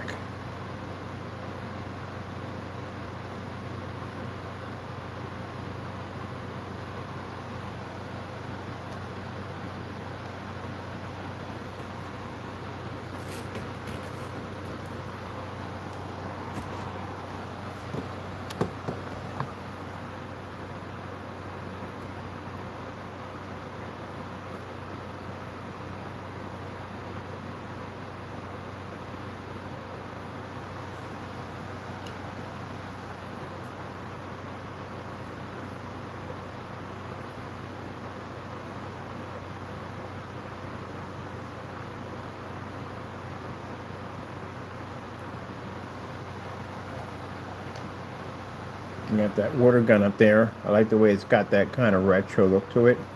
I'm going to turn that into a Fallout weapon.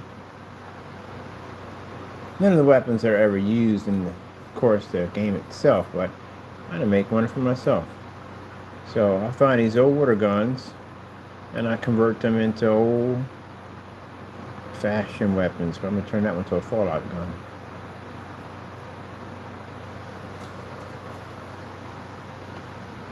And then I can have my own collection of my own, with the stands and everything. I can design the stands and everything with the little metal plaques on them.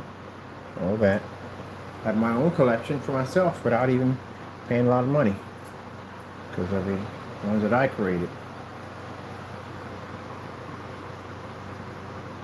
That's the cool thing about doing it yourself.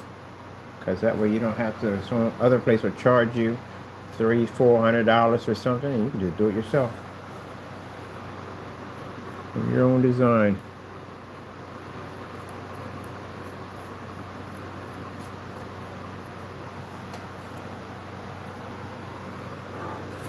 Brown. Brown. You can go brown, brown. You say brown. Brown taco. Brown. Burnt. What's that burnt for? Taco that burnt. Burnt. Brown. Brown.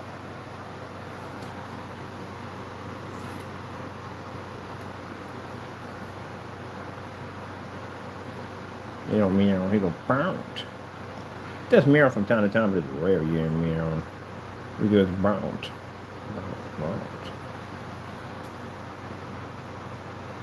These are a wooden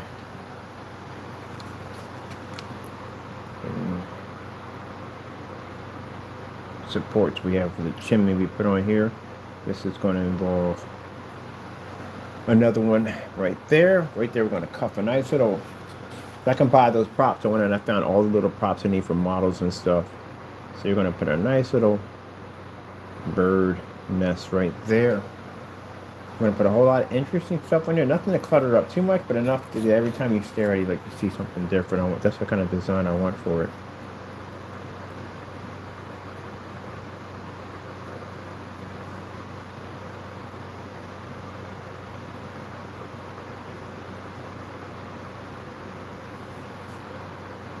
Won't you be, please won't you be my neighbor?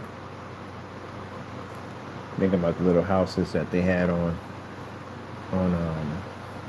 Mr. Rogers. Everybody's favorite, Charlie. Oh man, I've always wanted to have a Charlie cart running through my home. Everybody wanted one of them.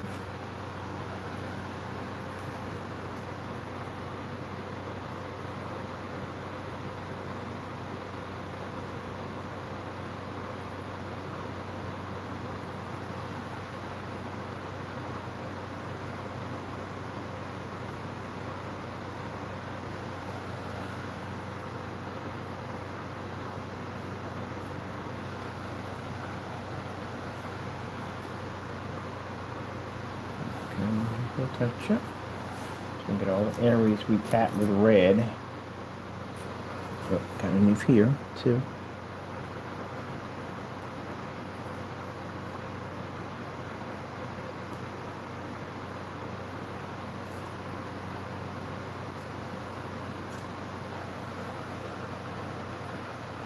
I'm gonna go pick up the stuff for the caulking today, so we need that chimney done.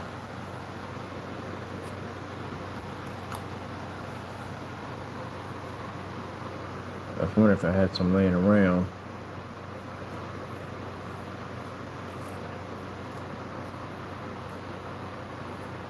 But we don't have any laying around, so let's go buy a tube.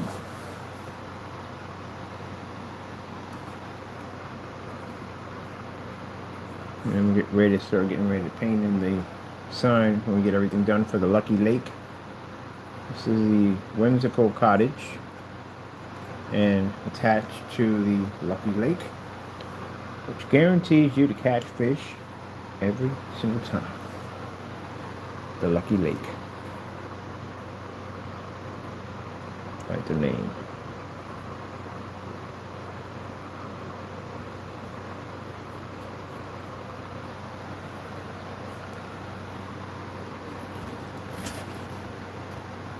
Tap any other areas.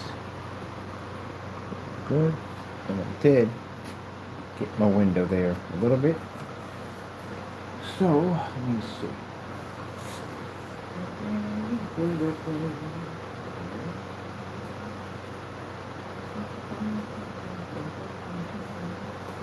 Let me see what we have over here.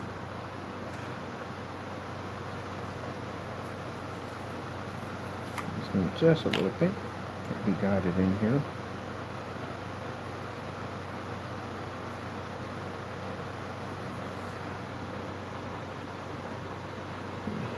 Just to put in that window.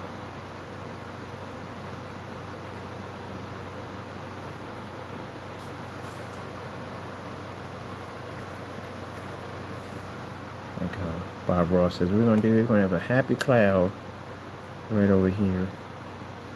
I do like hearing. He relaxes me too. Every time he talks, he relaxes me. I watch his son now. His son doesn't.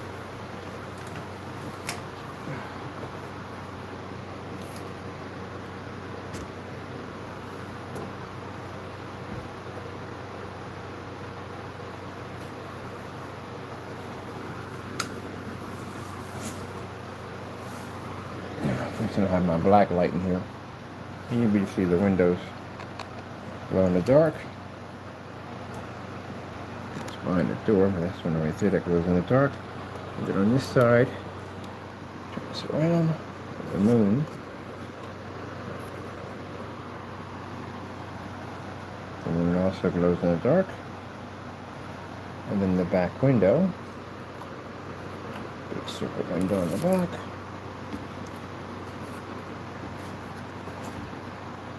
Also, glows in the dark. Pretty cool, huh? That's why I went with the painting it when I was asking the Lord, like, how are we gonna make the windows glow? I thought we'd get like something like some lights in there or something like that to do it. We don't want to put lights in there, but the painting the windows first and then adding them in. Once you put the light in there, it's gonna look so much more crazier. But that was black lights in there. Now this is the greenery for the grass, which all glows in the dark. All that glows. And then the individual pathway, we can also make that glow too, but all this glows. It gave it a really nice look to it. You see, nice. That glows in. This gives it a nice effect to it all.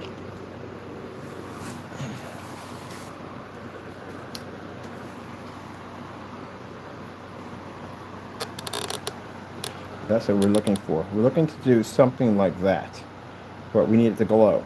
So we need to put this light over top to give it a real nice glow effect to it. So we get that kind of story-like look to it. See how the pathway lights up? That's what we want. That's what we're going for. So the lighting we're going to install in here is going to allow all this to glow nicely. Give it a nice nighttime, storytime effect to it. And then the lake, since all this is going to be a glow-in-the-dark fluorescent paint, we're going to put the silicone on it to give it more of an ocean look to it, or make lake look to it. And then after that, we're going to put in these white fluorescent extra fine powder to basically for certain areas to get the glow even higher. So it's going to look really cool when we get done with it. And you'll be to see in the lake, you'll be to see fish and they're swimming and stuff like that. So it's pretty cool when we get done with it. So just give you an idea of what we're going to be working toward. That's the next stage, people. Right now, you got to make a piece of cardboard. Look like a chimney.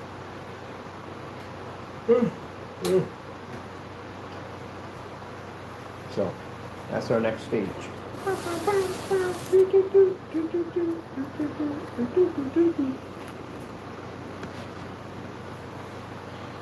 I'm happy we got that one stage with the roof completed. See it all coming together. Bit by bit, people. Bit by bit. Get my brushes back in the water.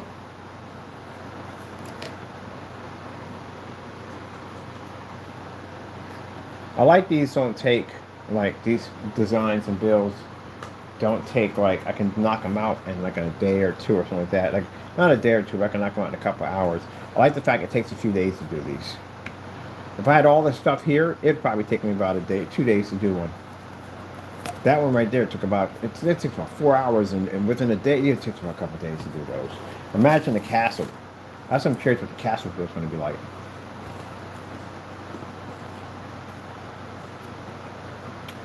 It's still crazy detail, that's why.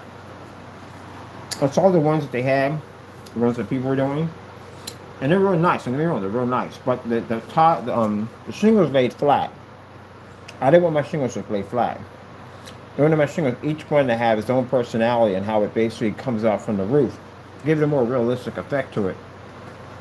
So, out of the ones I've seen, and I've seen some incredible ones. Those, mine's a little bit more detailed, but something like I said, the other bills, oh man, they're beautiful. They're absolutely beautiful. Absolutely beautiful. So, I got some good ideas. Checking out what they were doing, you know, and how they did it. I think I might be the only one with a pier attached to mine. Mine's actually sitting in water. But, like I said, you got to check it out.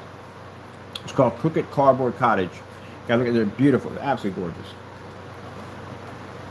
Well, we can do a Santa's workshop too, because it's the same thing. You know what I mean? But in the same build you do with this, it's the same thing you do with gingerbread houses. It's the exact same thing. So, if you've done a gingerbread house before, you can literally do one of these really easy.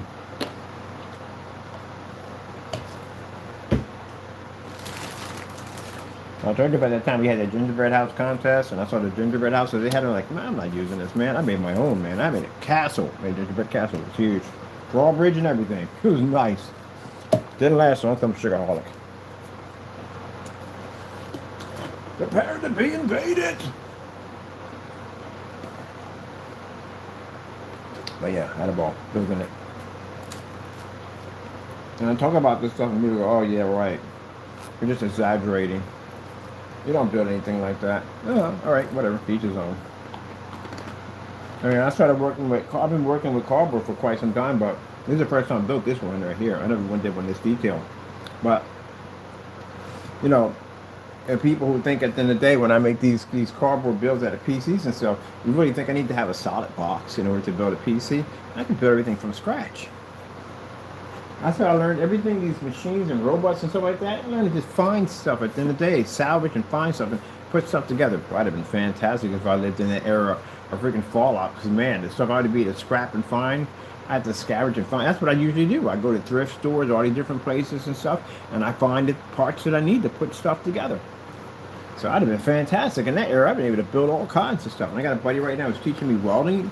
He's teaching me how to use a welding, and he's teaching me how to use a plasma torch. So, man, once I master that skill at the end of the day, I'm going to build some crazy stuff. Man. I got a friend of mine he's a mechanic. I should ask him how to teach him how to take an engine apart and put it back together. I'm going to learn that because he does it. And I was like, how the freak you know what the parts are? You learn it? Yeah. The same thing. It's the same thing like you know all the parts and you take apart a PC, you can put it all back together. Except for it's different parts. I'm gonna ask him to teach me how to do that. I got 5 years to kick off. I'm going to see if he'll teach me how to take an engine apart and put it back together. I want to understand how a car works, functions, and runs. I want to know all that. Because, man, if I mix that with welding, and then, oh, man, I can have a ball with that. I can make cars. I can make go-karts. I can make a lot of cool stuff with that. Oh, I want to learn that. I'm going to talk to him today. So, yeah, that's what I said, man.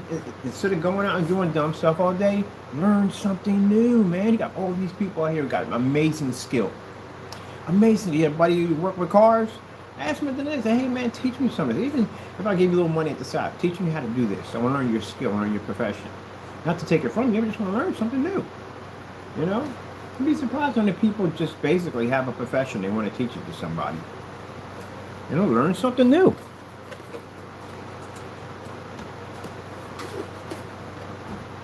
Alright. Hope you enjoyed. Had a lot of fun putting the roof on.